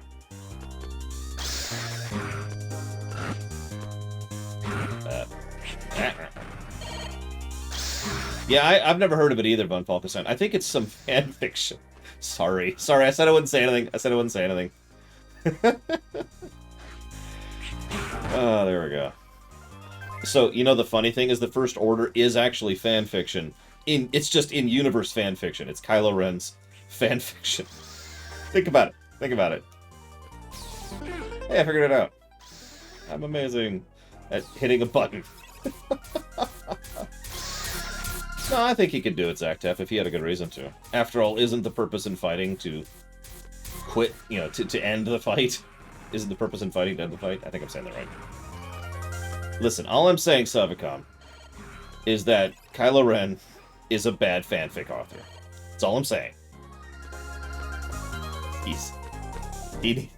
It's such a shame. He's such a great actor, and he was such a hallmark of those movies for me. I'm sorry. I said I'd shut up. Okay. I'm okay.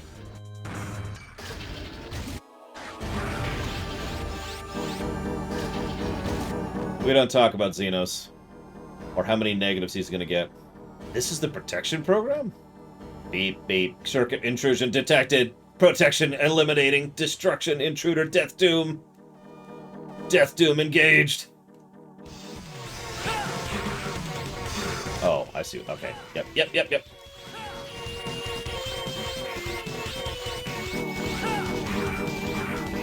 health, don't you, boy?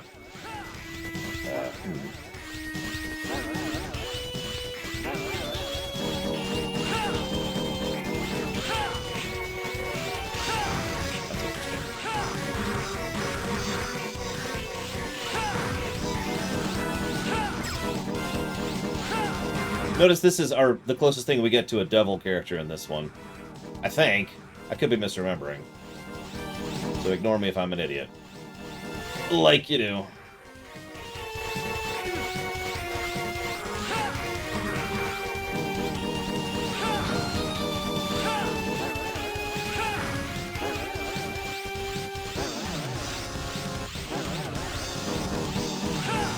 Yeah, I've actually never liked the Mega Man Devil fights.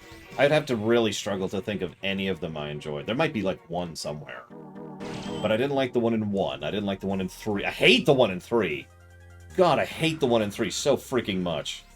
One of the only challenges in... Hang on. In this, right here, that I don't have Gold Star on is the frickin' Mega Man 3 Devil. And you know why? Because the timer to beat for it is about 40 seconds. Now, you're probably thinking, how the hell? You have to do an extremely precise trick that's actually bugging out the fight, exploiting it, essentially, in order to kill him before he does any cycles of his attack. I hate that frickin' fight. Anyways, sorry. I should make sure I have the gun equipped here. There we go.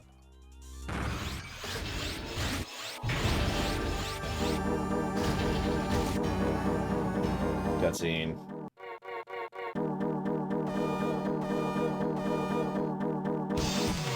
I mean, I didn't like Renji, but I've never reviewed Xenos. That's why he's kind of... Ooh. There. Of course, Secteft. I stand by my statement. 100%.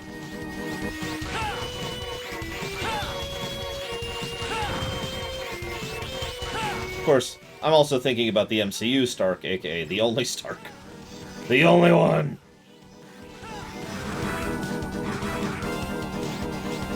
I mean, in fairness, there has been one good comic about Stark in the years, so... Confession, by the way. For anybody curious.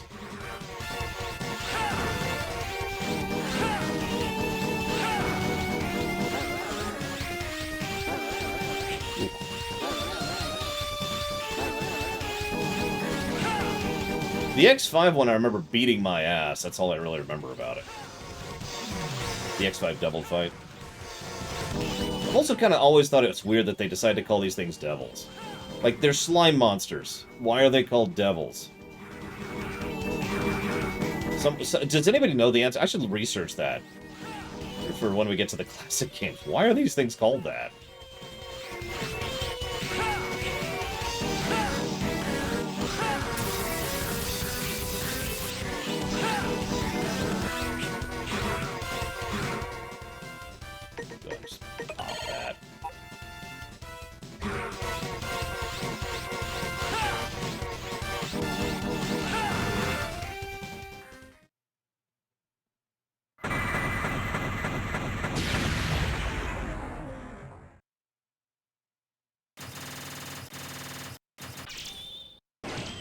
Supreme Edge Boy.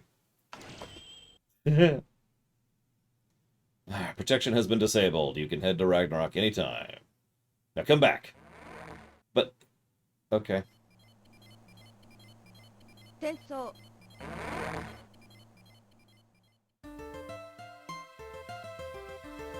we don't stop Ragnarok, Arrow Zero's done for. And we'll fail to save nature. Who cares? Sorry, I just... Of all the things we're concerned about, why do you keep bringing up this nature thing? It's not even natural. It's artificially induced. It's literally terraforming. That's not even me, like, putting words into their mouths. That's actually what's happening. They said that earlier. Oh my god. I'm sorry. Am I given that positive yet? Hang on. Despite all my whining, this game remains very fun to play. I have not. Let's codify that positive. Okay. What are we up to?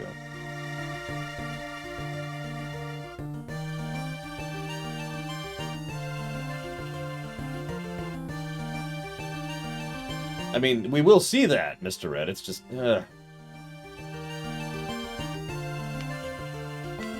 mean, that... I don't know, Zach Taft. I do not know. Can we stop having civil wars between superheroes, please? Please? Okay. Let's just, everyone, can we just be cool? Can we just chill for a minute?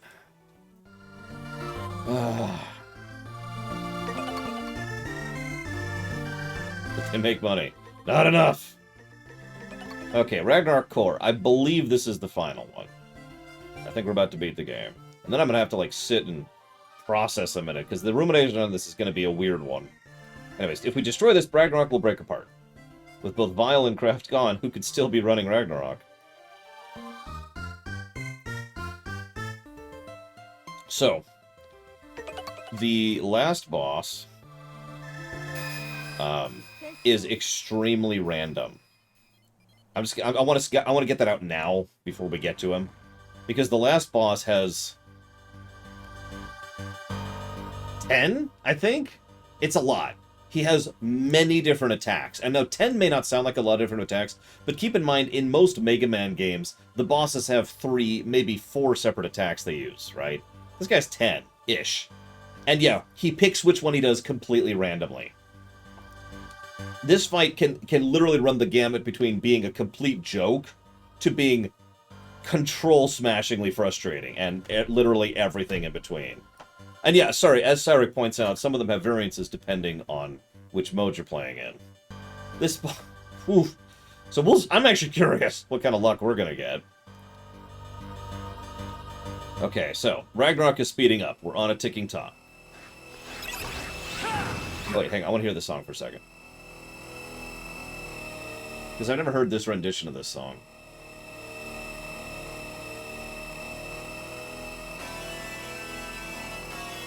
I don't like that. It's not quite as strong of a guitar as it was in the other version. But yeah, this is the fight. Top 10 reasons why speedrunners hate this fight. You won't believe number 17. Yeah, I've actually seen speedrunners speedrunning this game and just lose everything on a heater. Which means they were on time to make a new record, by the way, is what that means.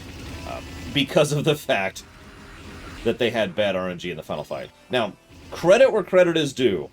Do you see the background? We can literally see out the window as we're plummeting towards the Earth. That's pretty cool. Oh yes, he has a heal. I actually forgot about that, but you're right.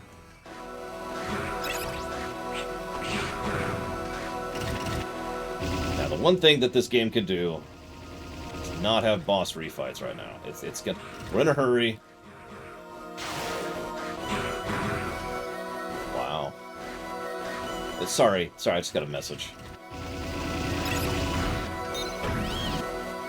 Alright, this is it. Nope, boss refights. Boss refights. I mean, we know it's there, right? I don't think there is such a thing as a main Mega Man game that doesn't have boss refights. I could be wrong about that. I'm not actually sure. One moment, sorry.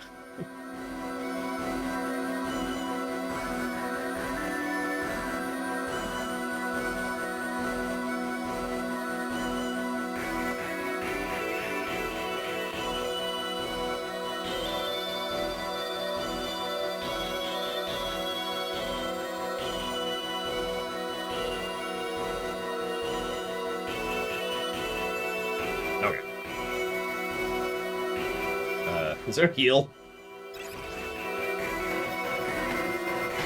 Nope. Yeah, we'll start at the bottom. Oh God, it's Turtle Loot. Intruder sighted. You defeated Commander Kraft. You, I will rid this world of your presence.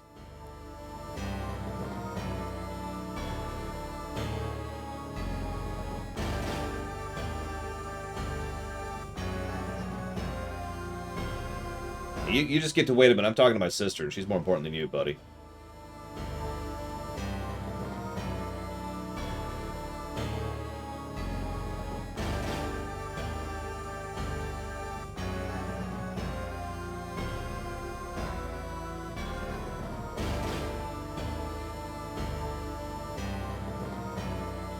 Hang on. I've always wondered why the boss rush thing became a norm. Like, I have a weird feeling that it was just... It's a hallmark, right? And so people do it because Mega Man 1 did it, you know?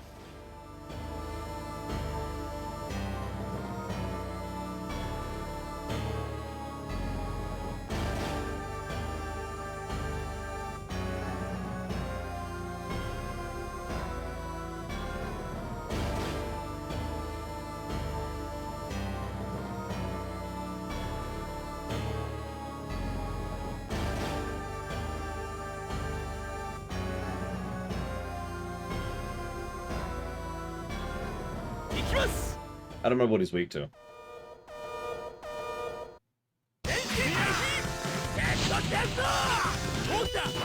Sounds like lightning.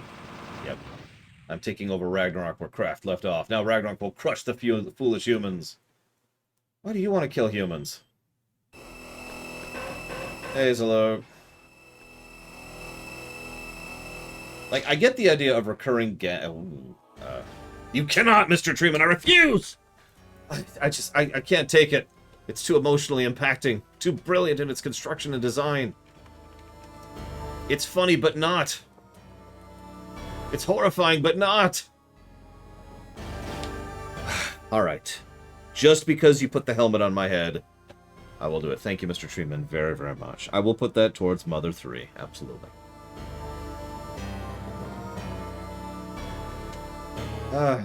This time I will crush you. With you gone, Ragnarok will destroy the world.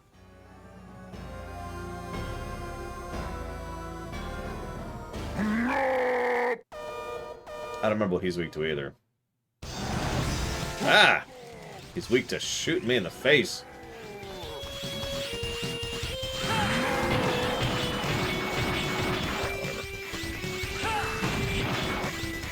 Brainwashed? I mean, honestly, that's a good question. But I think we're officially at the point where this game is not well written enough for me to speculate on the matter. I'd say no insult intended, but actually it's the exact opposite of that. Aw, let's try. I did it, I crushed Zero. Now Ragnarok will crush the world. Death to everything. And everyone, and then I'll be very bored. They never think about what they're going to do after they blow up the world. You know? Like, they're just plan it out a little bit, you know?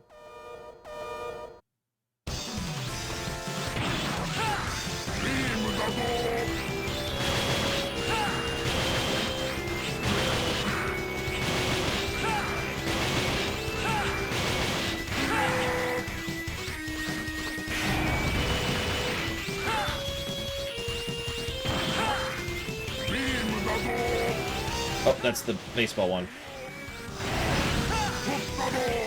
You don't get to double baseball me. It's against the rules.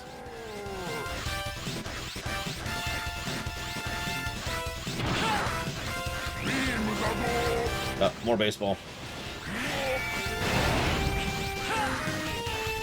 You know what? No! I died because I went for the hug. Oh well. Just float in space and be like, you suck! This is all the Maverick's fault.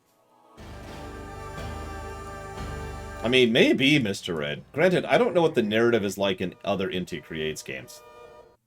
Because I haven't played them. Not counting Mighty Number 9, that's kind of an exception.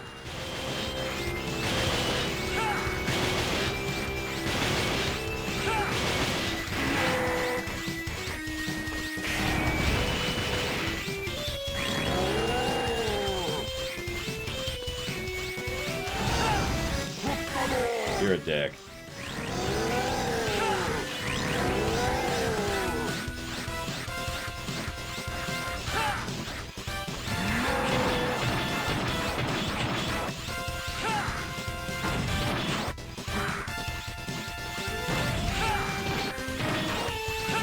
Oh, absolutely, Mr. Treeman. Even with me gone, Ragnarok will still cover the land. You and everyone else will be crushed. I'm so happy everyone gets to die now that I am also dying. Good.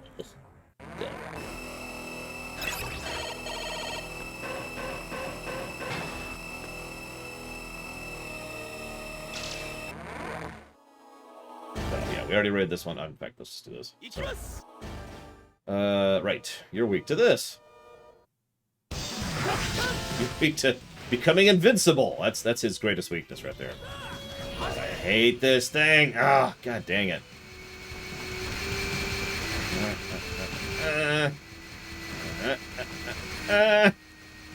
You done? Okay. In the face. Why is the guy who copies Ryu always fire-based? You ever notice that?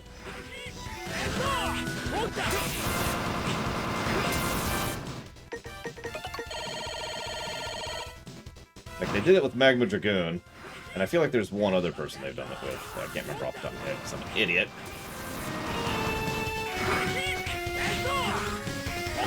No, don't... okay, fine.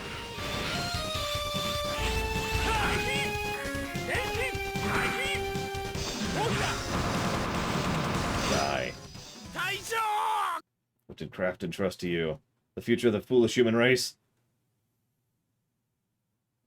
Well, the good news is that's not your problem anymore, buddy.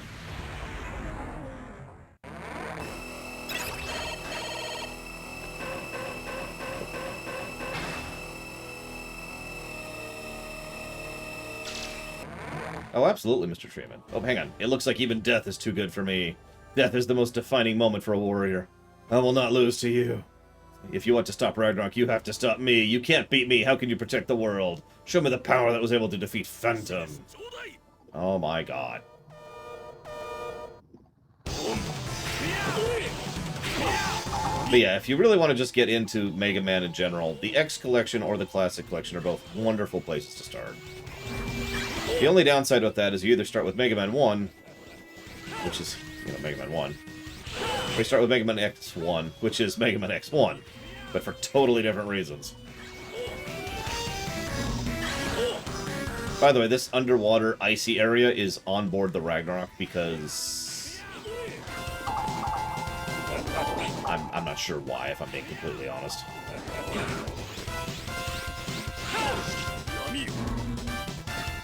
Screw it, I don't feel like doing this fight again.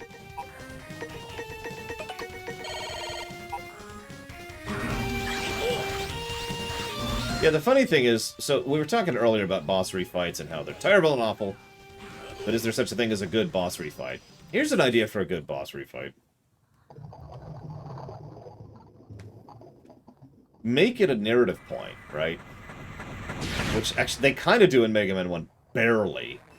And they don't... I don't think they've ever done that again. But yeah, make it the whole point that Dr. Vile is so incapable of thinking outside the box that he just straight up reuses his same fights over and over again, right? But the way you do that, the way you'd have to do that is you have to make it so that they aren't the original rebuilt. It's just, he pushed out another one, right? It's like, who are you? Oh, you must be the Zero. You don't remember me? Why would I remember you? I'm only 3 hours old or something, right? Huh? I mean, I don't know if that would mitigate the negative, but it would at least be something. Left like this, we're both going to meet our ends by slamming into the ground below. I'd hate to let the ground get to you first, when I could have the pleasure of killing you myself. Like, I'm sorry, what?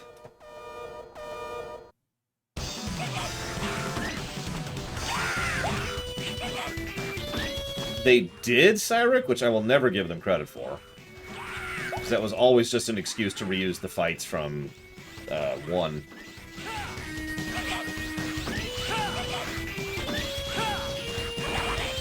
I don't know. I don't remember what he's weak to, so I'm just kind of taking it up as I go here.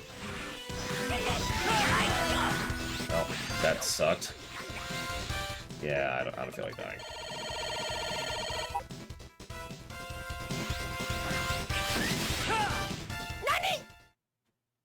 Why did I have to taste defeat at the hands of someone like you? Unbelievable. Well, that's an interesting question, Darth Tyrant. Let's go with yes, question mark? And leave it at that. Ragnarok is the seed of destruction which will ripen and fall from space, carrying with it the end of this world.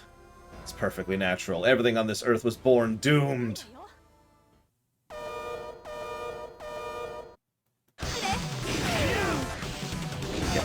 weak to. This doesn't matter. She's weak to being lightsabered in the face. That's what she's weak to.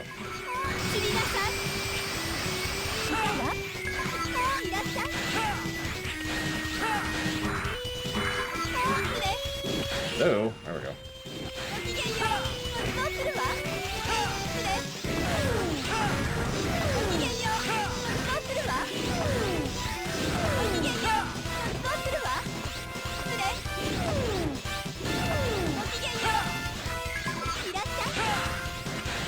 I mean, that depends on how you define that Gunga. So, kind of, but not really.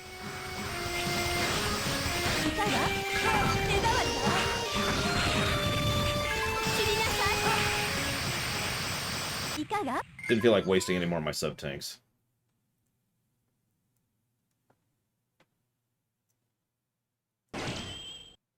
Hi, Evo. Sorry, I'm...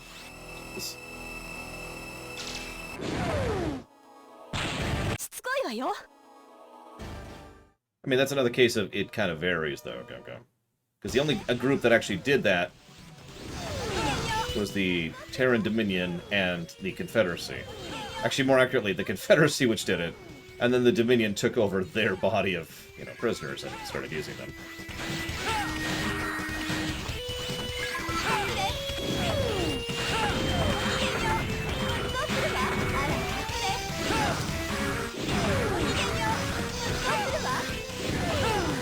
Favorite Simpsons character?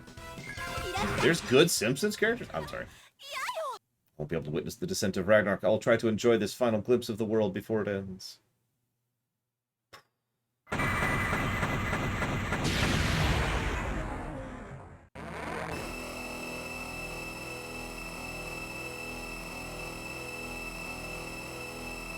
The nerd science character I can't think of the name of right now.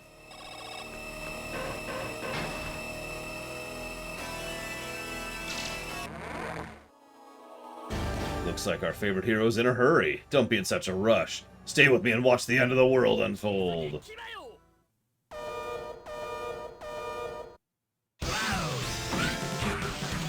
I didn't like Big O, Trihexia. So, nothing? I suppose would be my answer?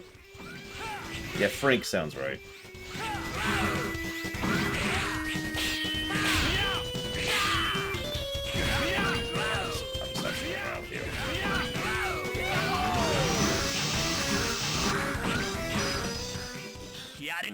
Really tough when you put your mind to it. Your little victory won't stop Ragnarok. I'll be waiting to fight you again on the other side.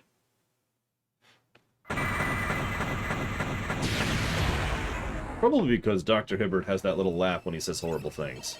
Just like real doctors. Sorry.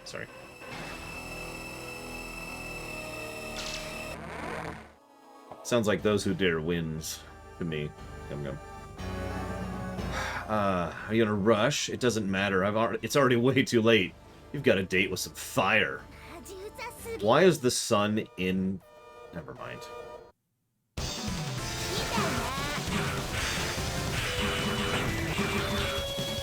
Come on, give me some good R&D this time. There we go. I'm probably gonna die this fight. In fact, I might just go ahead and reset my health here. There we go. Looks like you and everyone you were trying to protect are about to become charcoal. Aww. And also you moron. God, do these people not think? Of course they don't want. They were programmed to think.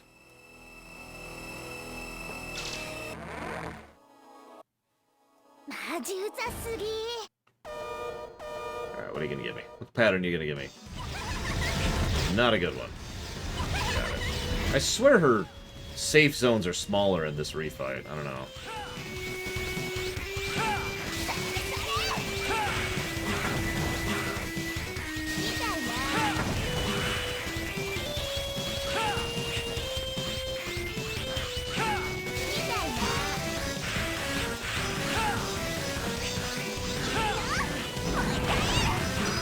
Not that it saved her. You can be so calm. The world is ending. You should be more worried and sweating. You'll be blown away. Yeah, the Homer who is actually a good father and a good husband. That's actually a pretty good character. I'll agree with that. And that probably sounds weird to anybody who hasn't really studied Simpsons or hasn't remembered Simpsons. So I don't mean that to sound derogatory. It's just, you remember when Homer was an everyman and that was his shtick? Like, that was the archetype, he was the normal guy? And then he drifted into the moron over time. The satellites falling from the sky are like the Maverick Wars all over again. Yep.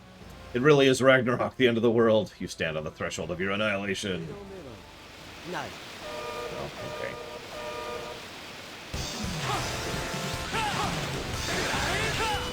Yeah, I've noticed it's actually pretty normal for that kind of planetization, which, amusing enough, is where we get that term from. Right, I have a double jump. I have a double jump, guys.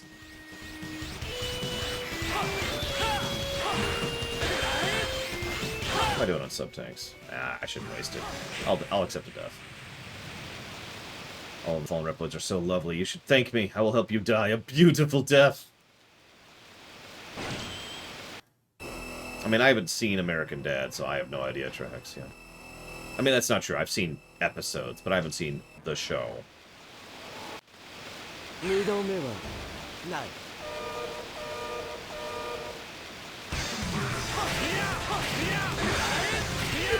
Oh, that's not fire. It's another lightning. Right. I actually have lightning, don't I? If only your death could be as beautiful as I.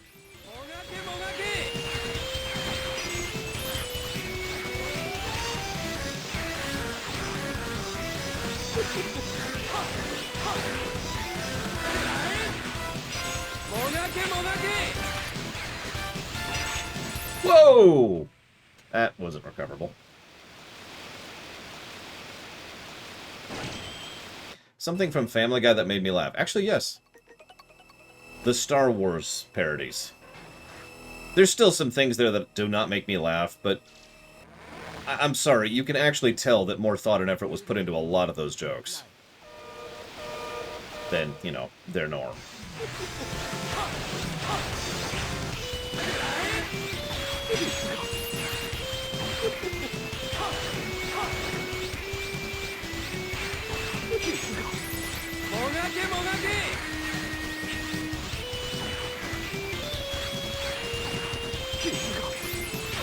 Me too, Trihex, yeah. What do you think? Should I give him a hug? Vote now. You only got a few seconds. Unless I die, in which case you'll have more time. Vote now, vote now, vote now. Okay, Mr. Red, the only voter, does hug.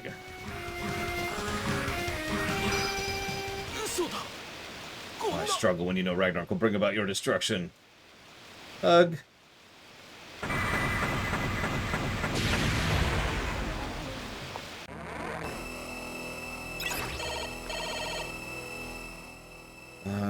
Okay. You know what I should have done? In fact, I'm gonna do it. I'm actually gonna do it.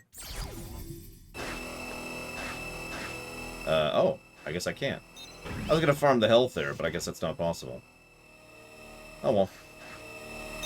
It's okay, the last boss fight might not be terrifyingly awful. Like I said, there's gonna be some RNG on this one. So yeah, now the background's actually literally shaking. In fact, you know what? This game deserves all the pluses it can get. Needs all the pluses it can get. And I was thinking this anyways. This is some good backdrop.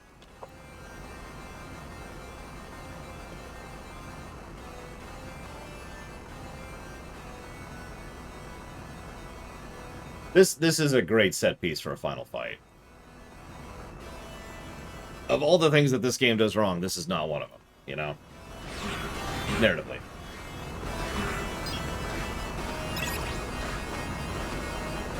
Now, we have to now deal with this.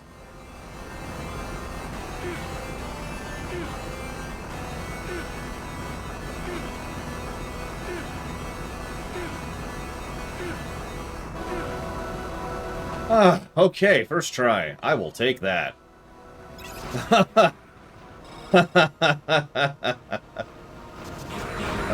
Okay.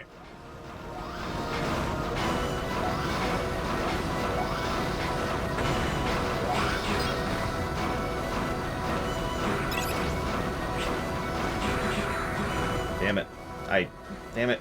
Okay, hang on. I need you to drop some health, buddy.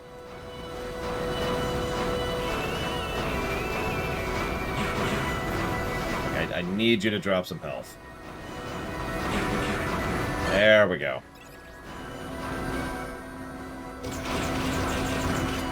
So I can do this. There we go. Now I got a full sub-tank. Which I might need for the final boss. I mean, it's actually pretty likely. I also love how the music is this slow, foreboding piece. It doesn't always work, but I think it works in this case, you know? Ignoring the fact that this is literally Ragnarok, it adds a bit to the finality of the situation.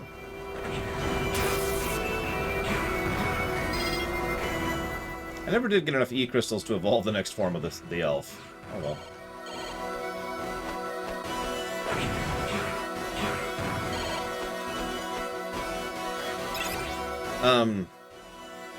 Yes, absolutely Trihexia. No question.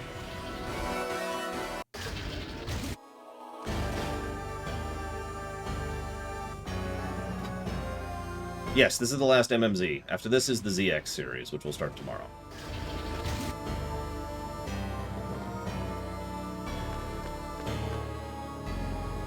So this is the Ragnarok core. Try to be surprised. Actually, lore shock, because the whole purpose of the lore shock is for, you know, artificial, fake shock, right? Like, oh my god, I never knew it was Dr. Vile the whole time. Welcome to your front seat for the end of the world. That voice, Dr. Vile! And this is the lore shock moment. How did you survive the attack from Ragnarok?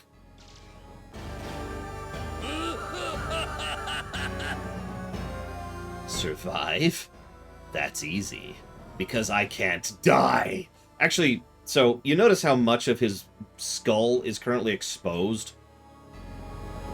And how you could see parts of his metallic eye and stuff like that?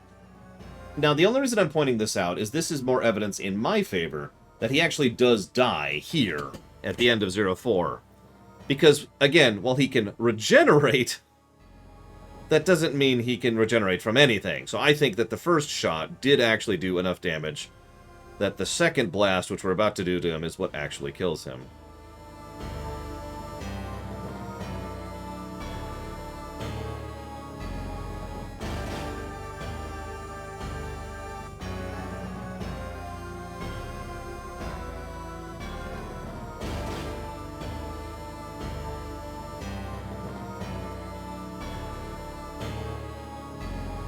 Yeah, just straight up make him a zombie. As several people have already suggested the idea, just make him code at this point. You know, the body's destroyed, but he manages to send out a signal, something like that. I mean, Sigma did that like 7 times. What happened to you? Did my mechanical body surprise you? Did you think I was a Reploid and you could fight me? I'm sorry to disappoint you, but I'm a pure human. You can tell by how much of my body is nothing but technology.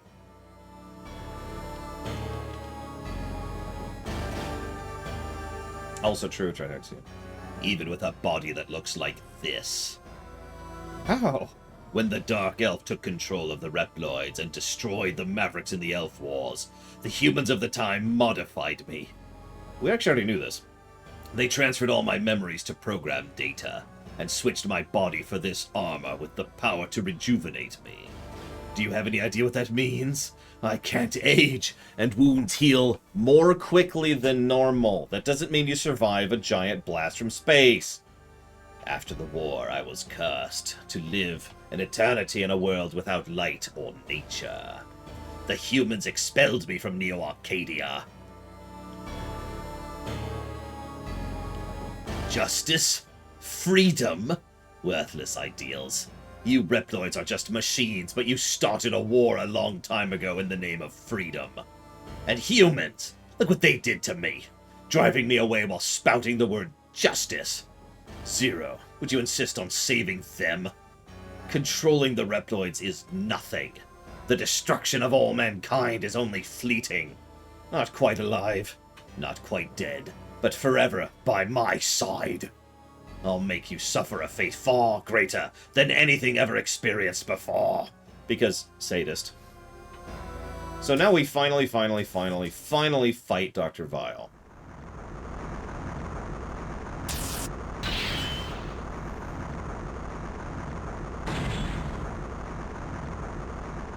Because, of course, he has a giant mecha suit. Hello?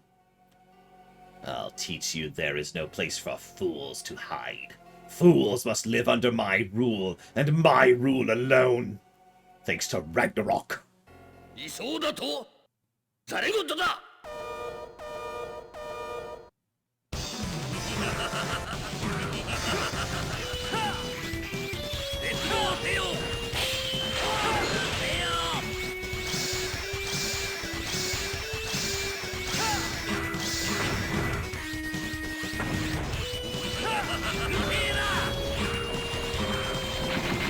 Of course, he basically has spells, because why wouldn't he?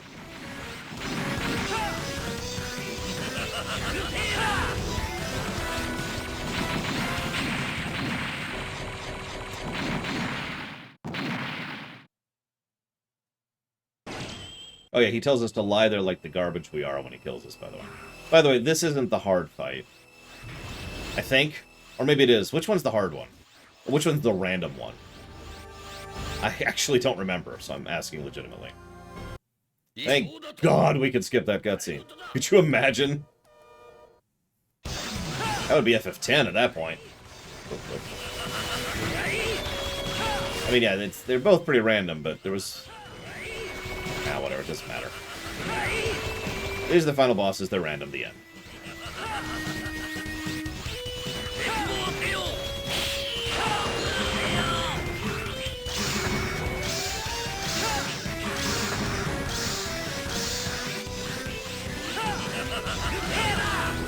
Guess likes to laugh as he dodges you, which is only somewhat incredibly annoying.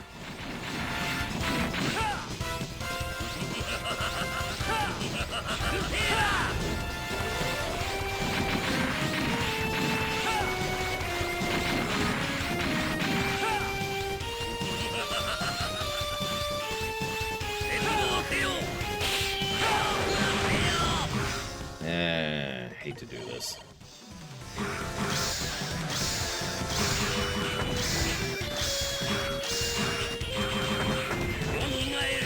I don't recognize that attack. I don't know that one. Oh, I do recognize that attack, actually. Nope. Yeah, no, I remember that attack.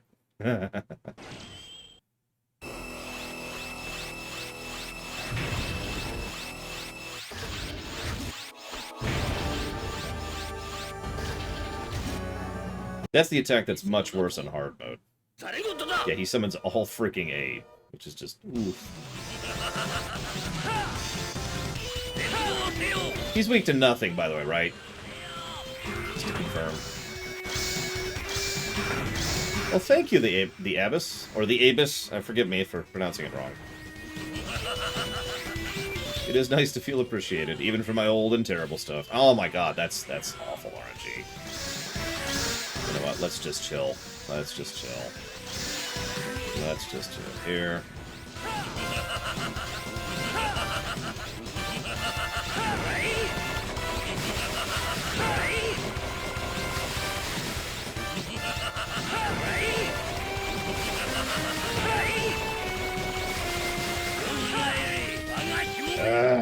This attack. Let's be away from. Jump over. Can't.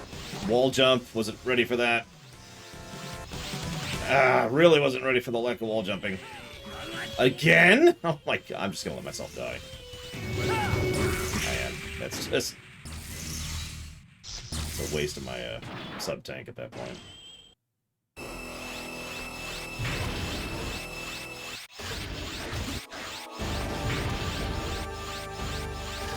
Funnily enough, I got more negative comments on my Babylon 5 ruminations than most of them. Which makes sense, given the subject matter. Yeah, just do this every time. Could you do that for me?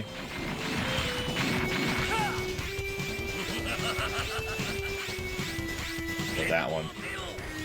I'd also accept that.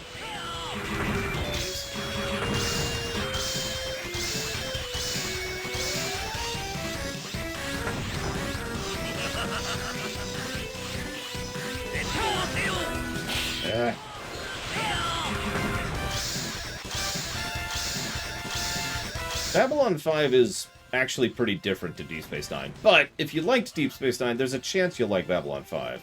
And honestly, I tend to recommend it in general. It's a good show.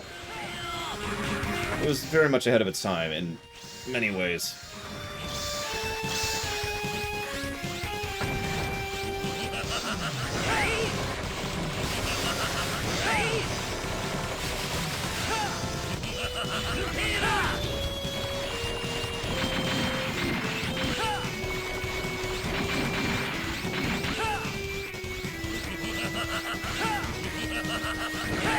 That's probably worth burning a sub-tank on. Oh. Phase 2. Of course, Linareth. I spent 15 minutes discussing it during one of the lore weeks. So now we're just in the wreckage of Ragnarok, plummeting to our death. Can't stop the descent. Zero, reaching critical speed. If it goes any faster, I won't be able to get you back. Hurry. No. This isn't over yet.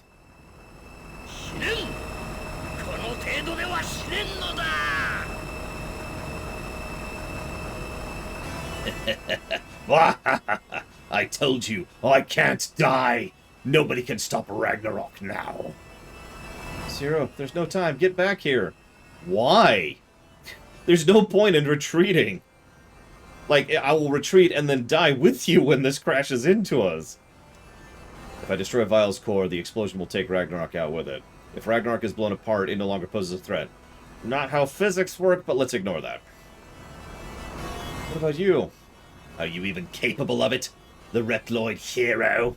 Protecting justice and humanity? I am one of those humans you were sworn to protect. Do you have it in you to defeat me?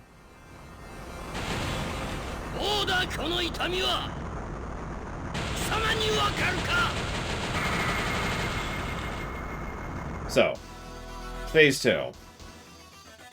I never cared about justice, and I don't recall ever calling myself a hero.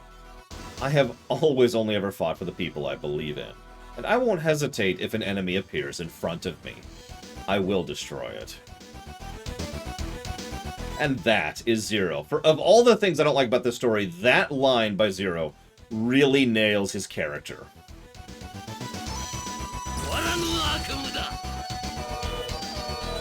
This is a timed fight, by the way. We're gonna blow a sub-tank immediately.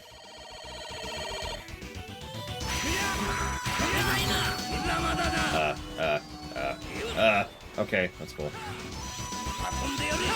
Is he weak to anything, by the way? Because that would be really helpful to know, because I don't feel like doing this fight again. Nope, that's just... okay.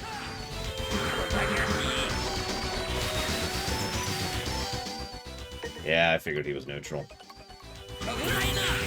And we're dead. Well, we get to do it again.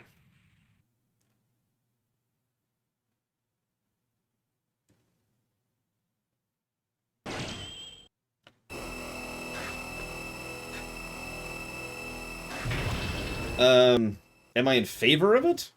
Pass. In other words, not no and not yes. I'm pretty neutral on it. We'll see.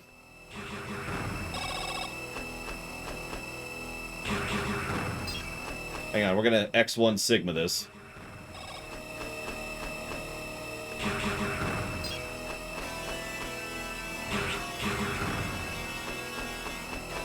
Oh, absolutely, Trihexia.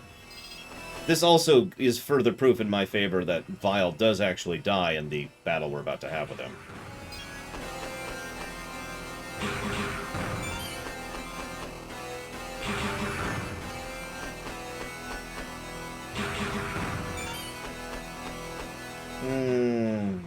I don't know, Lunaruth. I haven't really been following his writing career since Babylon 5.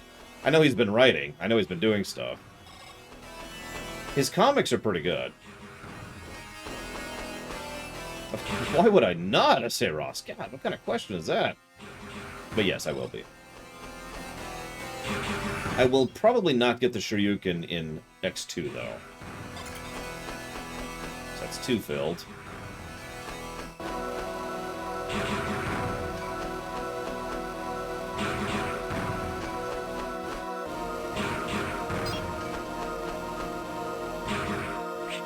Come on.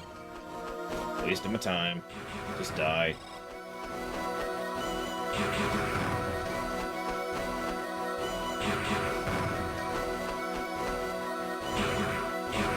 I will say this, since you probably don't want to watch the lore week, Lunaruth. It's extremely understandable why he'd want to do that. You've been writing something. You fell in love with it, poured your heart and soul into it, walked away from it. A few decades later, someone gives you the opportunity to do it again, to go back to that setting. Wouldn't you? You know? And of course, the other side of that is, of course, it's a reboot. There is no other choice there. There really isn't. I mean, that's not fair. The only 2 other options are distant sequel, which is a soft reboot, or prequel. No, okay. X1, not Z1. Although I do have that. In case you missed it.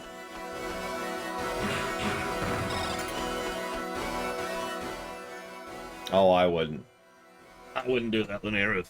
That's all kinds of no. Much better to wipe the board clean. Try something new. He may also know something about the limitations that are being put upon him by CW that we don't. Yeah, it's a good pattern.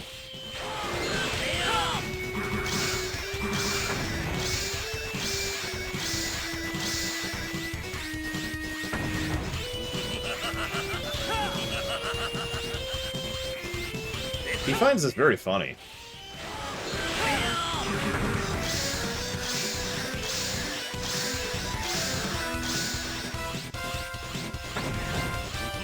The thing I find most amusing about this, and you probably noticed that from his speech when he kills you, he fully expects to survive the devastation of Ragnarok. But as I've already mentioned, I don't think he actually can. Oh, that's a new one.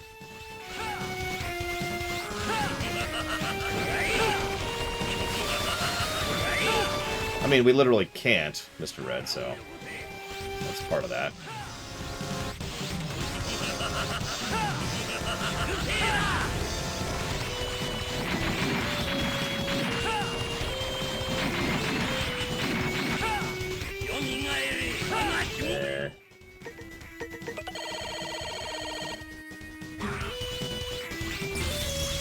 Talk to a friend about X? I could do that! Oh, you mean like just... Got all excited there for a second.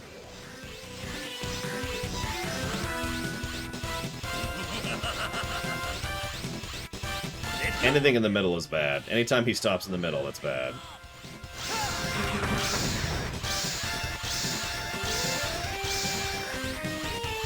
Oh, I'm completely with that idea. As I said, I don't buy the infinite regeneration thing. I had a whole speech about it earlier. I think he's dead, pretty much at this point. That's why I'm willing to call this his one-hit winged angel moment. Because the whole point of a true one-winged angel moment is... It isn't that you get big and strong, it's that you are killing yourself to accomplish your objective. In this case, to kill us. Or the world, actually, but, you know, whatever. Okay, phase 2.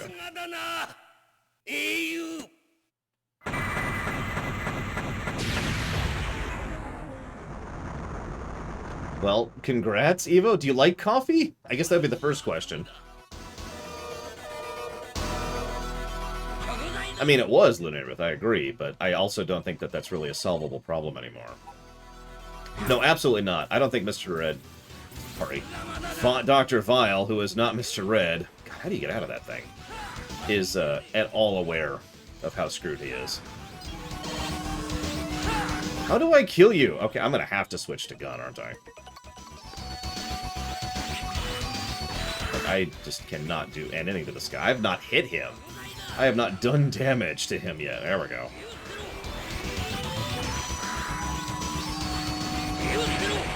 God damn it.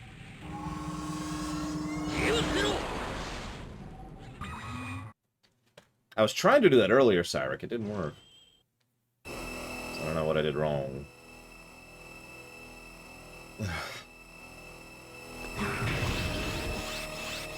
Did I object to magical unkillability? Yeah.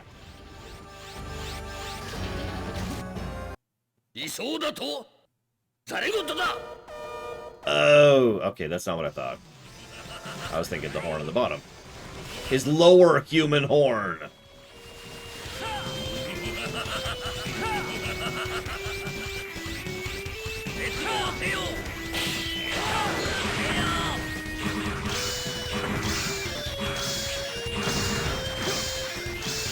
Just for the hell of it.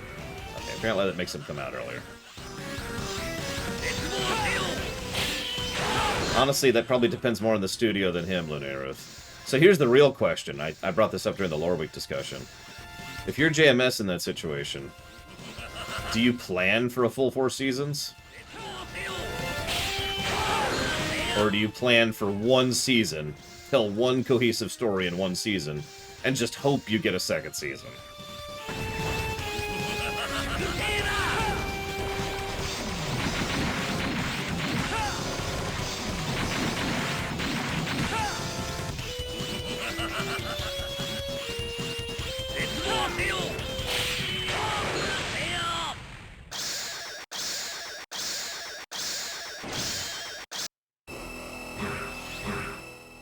This is post-refill. See, that's kind of what I was thinking, too.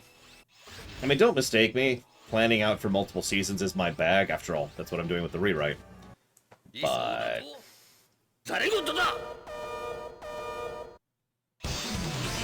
like, the reality of television production is a lot more tricky than making some videos on YouTube. You know?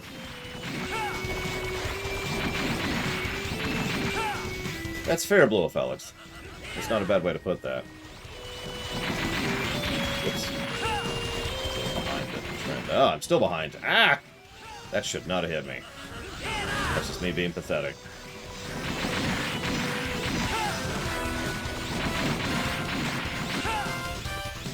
Oh, he has a bit of health, too. No healing. No healing. He's giving me a good pattern for once, that's some. Despite the fact that I'm sucking. Round 2. Wish I could save state like right here. Okay, so we got absorb. We got weird things. We got switching to a gun because we can't stab him. Oh, Jesus. That's a new one.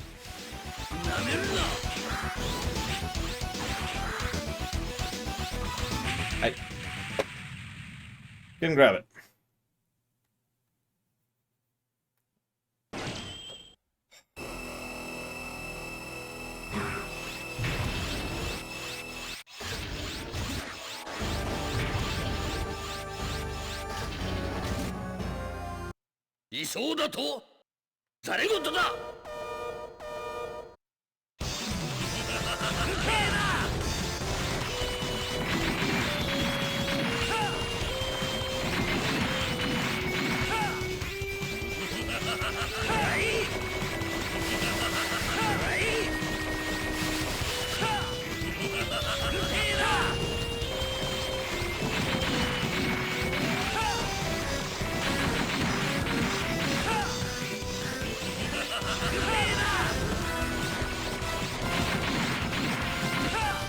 Part of the problem is I've gotten plenty of practice in Phase 1. I'm still screwing it up, but at least I'm getting practice. I know what his attacks do and where they hit. I have no idea what his Phase 2 is. Like, I have no idea what this thing does, or how to dodge anything, and of course I can't even hit him without the blaster, which is just aggravating in its own right.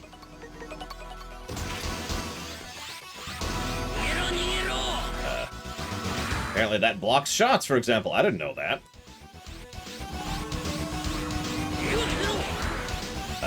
Hey!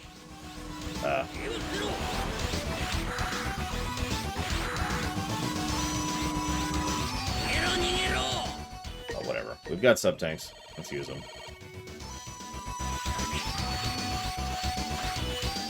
I mean, honestly, I'm going pretty slow here, Mr. Treeman, but I'm not as familiar with this game as I am some of the other Mega Men. Some of the other Mega Mens we will slam through much faster than this, because I'm actually good at those. Nope. I do not know how to get out of that, and I actually hurt my hands doing that, too. Is he not weak to... Sorry, is he, like, vulnerable or not vulnerable to ice? Should I turn this off? Because, you know... I don't know how to get around that attack at all. I can't tell if that's doing more damage, less damage. Come on. Let's go. Another one. Well, they actually do not, okay. But I'm technically save stating. Just a really weird form of save stating. Jesus Christ. That hurts to do that. I'm gonna stop trying. Okay. Would you lower your lower horn, please? Thank you. Ah, you son of a thing. That is you. No! He lived! He... die!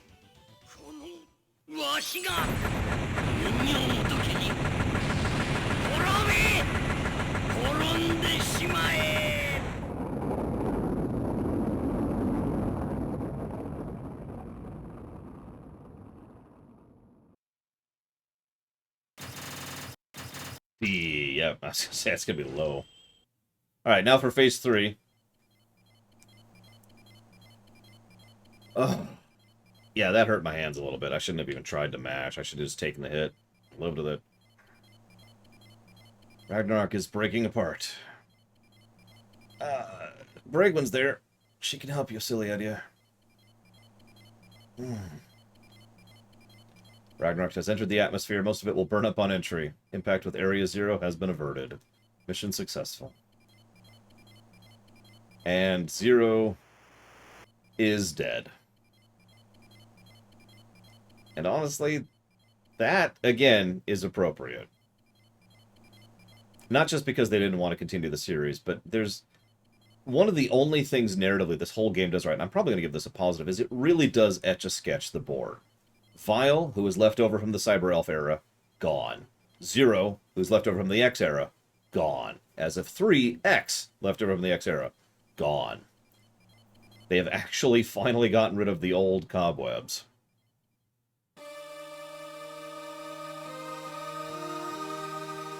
And with no assholes making everything terrible, they actually have the chance to do something, you know, new, which is what they will do. Yeah, no, Mega Man's one of my wheelhouse kind of games, so... Despite what you just saw, I swear I'm actually good at these games. Oh, look, a lot of shooting stars. Yeah, that's the debris. That's the debris.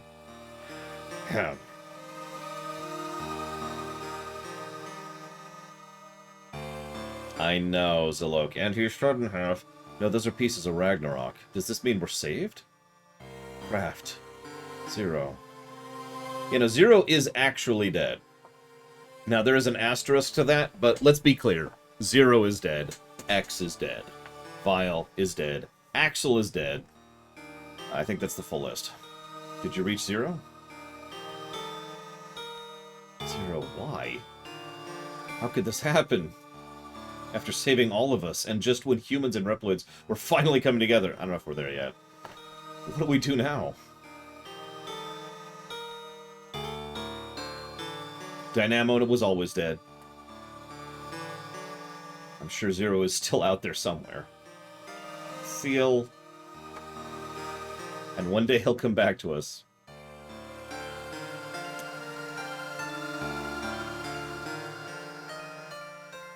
Now, I want you to remember Seal's denial. Because that's actually, believe it or not, going to be an important plot point for ZX. Her refusal to accept 0 is dead.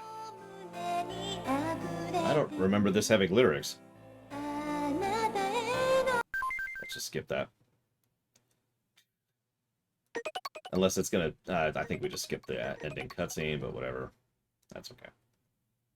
The ending cutscene shows Zero's destroyed helmet to indicate that, no, really, he's actually dead. That's all you see. It's literally just a still of Zero's helmet smashed and nothing in the helmet. The end.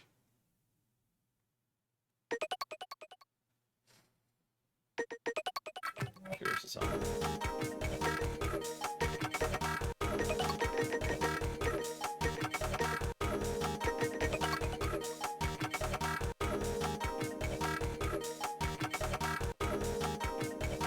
Now, what's funny, people in chat have already made this point. You know, Zero's kind of used to dying, because he's died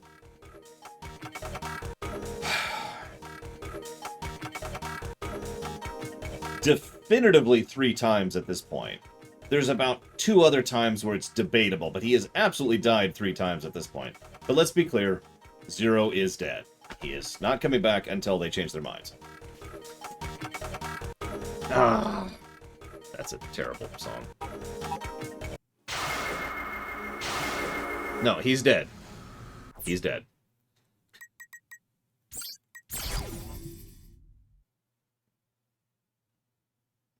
How did he come back the previous times? Never really explained, is the answer to that. No, come back to... That is... So you're probably thinking, well, isn't that Zero? No, that is not Zero. We will see who that is tomorrow. For now, let's do the audit, shall we?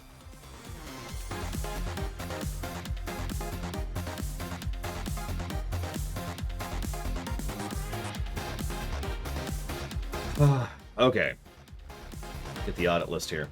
Is it Zero combined with X? Well, it is called ZX, but no.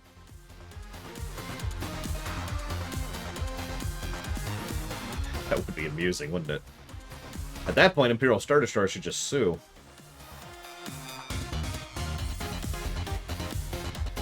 Let's do some little auditing of the audit list. Super quick, won't take long. There we go.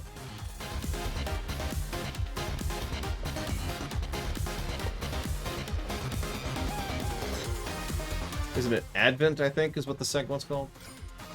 Yep, I'm right. Cool. Just checking. Okay. So, narratively, Z4, much worse than the previous ones. I think the story score is going to be pretty bad comparatively. But that's okay, that's going to be a trend. But gameplay-wise, so let's rush through story really quick here. What do we got? So, we got animation. Nope, they didn't pull that off. Atmosphere and tone. No. Babylon 5 effect. No. Background lore. No. No banter. No narrative. No camera work. No characters of note. Which is funny because 2 and 3 both got character pluses. Cinematics weren't good. Consequence, cutscene, dialogue was bad. Actually, sorry. There is a negative to character. I should write that down while we're here. We'll see, Mr. Red. We'll see. Doodads. Yep, nope, absolutely the doodads. Empty text. It's more, well...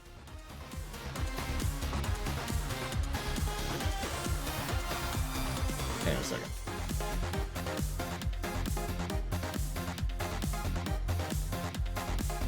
Yeah, I usually put that under writing. We're gonna just put that under writing. Sorry. Back to the normal stuff. It's so hot. Okay. External continuity. For once, I'm not sure if this deserves an external continuity plus. Because it doesn't really fit in with anything, not like the previous ones did. 4 is just kind of the epilogue to 3. And even that doesn't have any connections to 3 other than the fact that Zero's in it and Vile's in it. What do y'all think?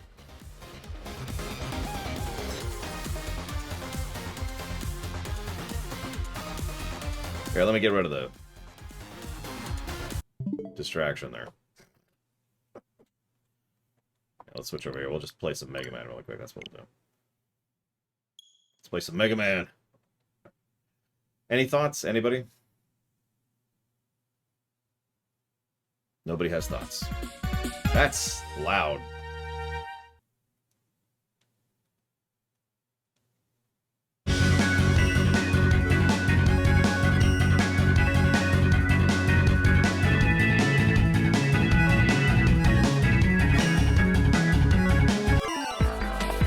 Just showing off my gold scores. Don't mind my golds there. There's... hang on.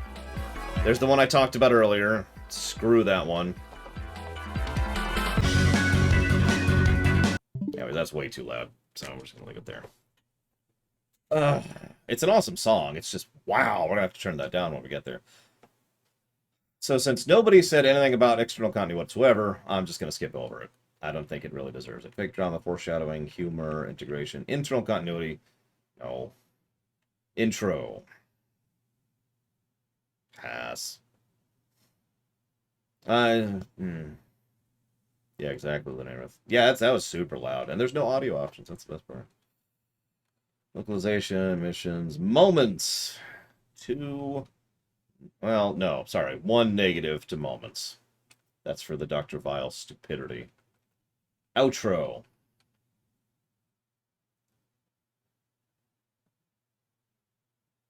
I'm going to give a plus to the outro. I'm sighing because so much of this game's story is just whatever, but honestly, the outro is probably the best narrative beat in the whole game. Think about this for a second. Erase all the bad dialogue, erase all the other crap. There's a space station that is just reactivated. It's colliding with the planet. We go on, we head on board to figure out what the hell is going on. We find that it's being piloted by the breaking down, actively falling apart, but slowly regenerating corpse that is Dr. Vile. We defeat him, destroy the core, which detonates the station, smashing it before it actually enters atmosphere, so that it'll dissipate and only increase the heat, rather than wipe out millions of people. And then, at the end, the woman who has been both pining for us and, you know, is just now... who's been relying on us for, at this point, over a year for everything, is smart enough to realize that we are turbo dead. And she, in her inability to deal with this, says, no, I'm going to go find him, and he's going to come back, and the end. I like all of that. And again, that directly leads into ZX.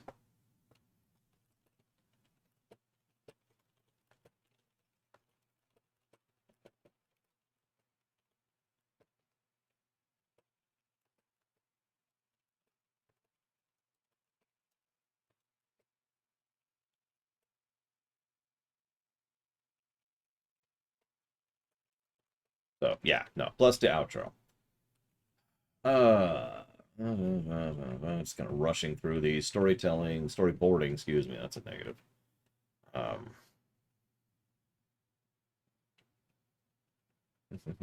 Visual storytelling is a big plus in this one. Love those backgrounds. Voice acting, I can't judge. It's in Japanese. See you around, French philosopher. And that's actually it. Okay, so gameplay.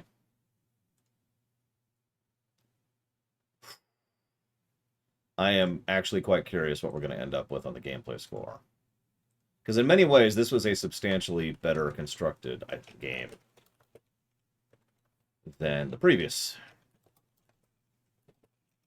So we'll see how it lined up. So, okay, hang on. So, let's do this really quick. Let's just get... where is it? Core mechanic, negative. That's for crafting. The part system, which is actually grind. Negative, so grind. And the Ninja Gaiden respawn, which I believe I put under here. There we go. So let's just get those out of the way really quick. So, what do we got? Doesn't apply. Animations. We gave an animation plus. Audio spam. Auto battle doesn't exist. Alternate leveling.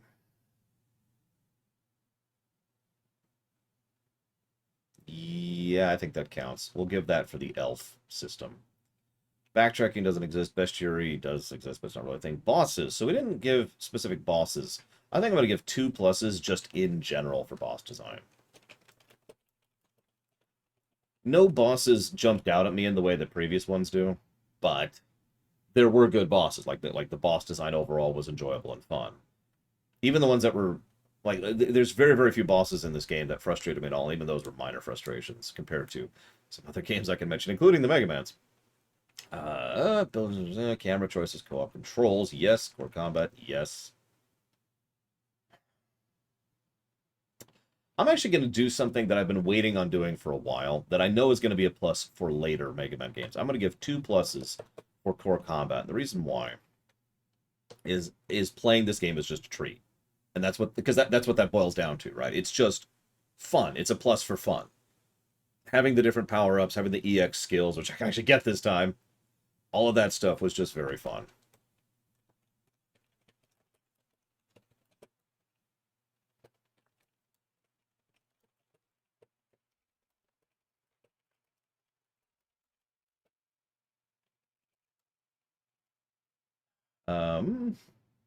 Core mechanic, yep, that's cosmetics, difficulty curve, difficulty options, which don't exist. Roll forward a little bit, durability doesn't exist, encounter it doesn't exist, encounters. Yeah, exactly, Cyric. And I am aware of that. I didn't show off like hardly any of that on camera because I'm an idiot and terrible. And this is the second time I played this game, but I'm aware of that stuff. Enemy variety, yep. Fast travel doesn't exist. Graph sprite work, yep, as usual.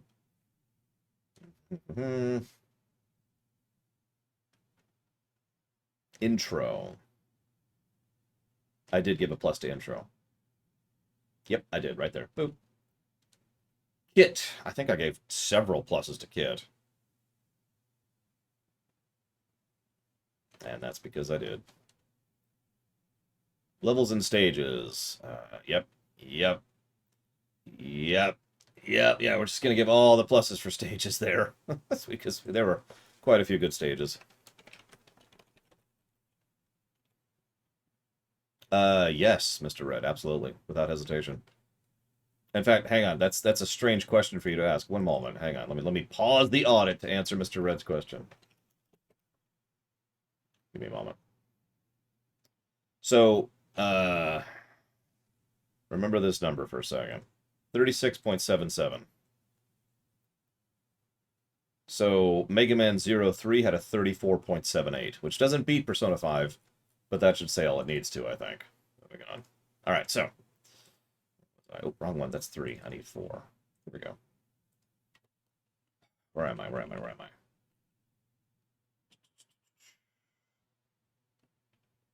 Doesn't exist, doesn't exist, doesn't exist, doesn't exist, doesn't exist, doesn't exist. Music! Yes. Absolutely. Oh, in terms of time? No. New Game Plus. Yep. Outro. Did I give the outro positive? For gameplay? I did not.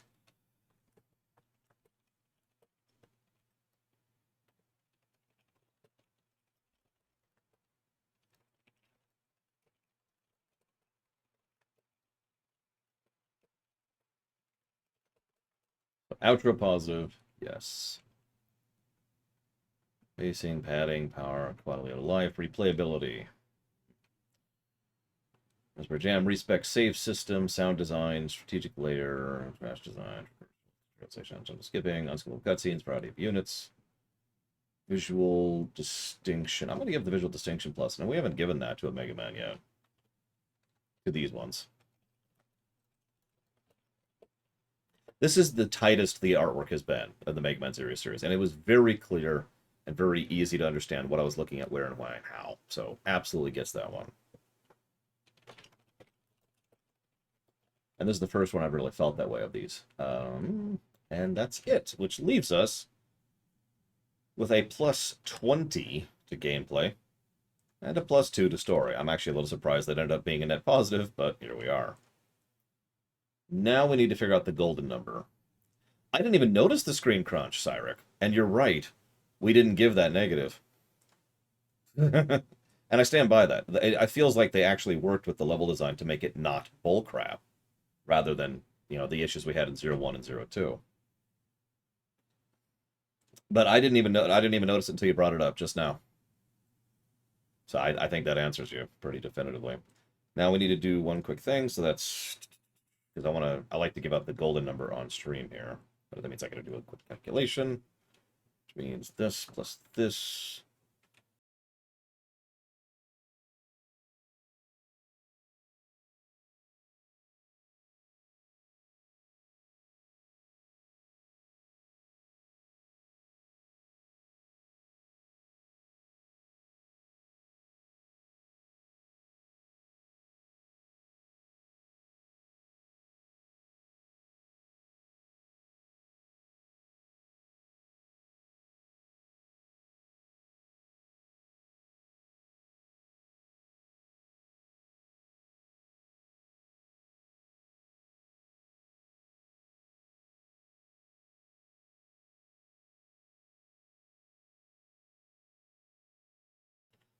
So I'd ask how long I've been muted, but I know exactly how long I've been muted.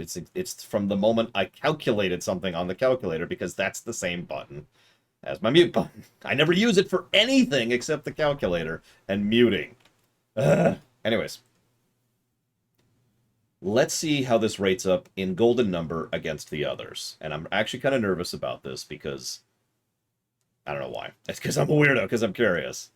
What do you think? How do you think this is going to review alongside 3, alongside 03? Because 03 is our highest ranking so far of the zeros. So let's see here. It's going to be...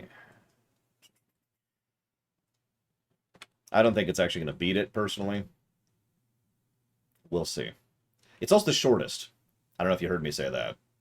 It is the shortest zero game we've gone through.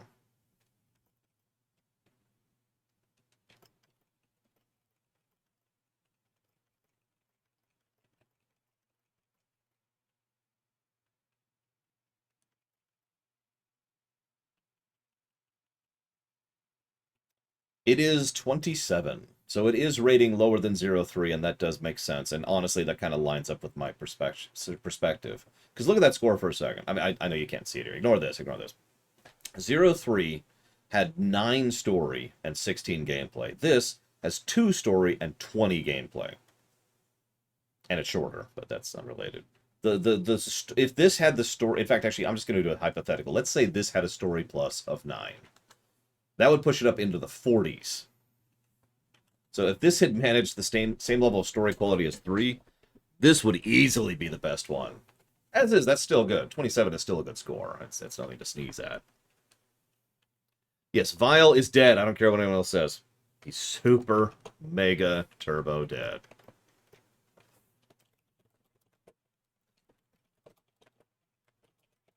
Okay. I gotta center my thoughts enough to be able to do a rumination on this, and then I gotta record that in a very short period of time. And then I've got to get ready to get the Trek Rewrite video up, and I've got a trillion things to do tonight. So I hope I'll see you guys tomorrow for ZX.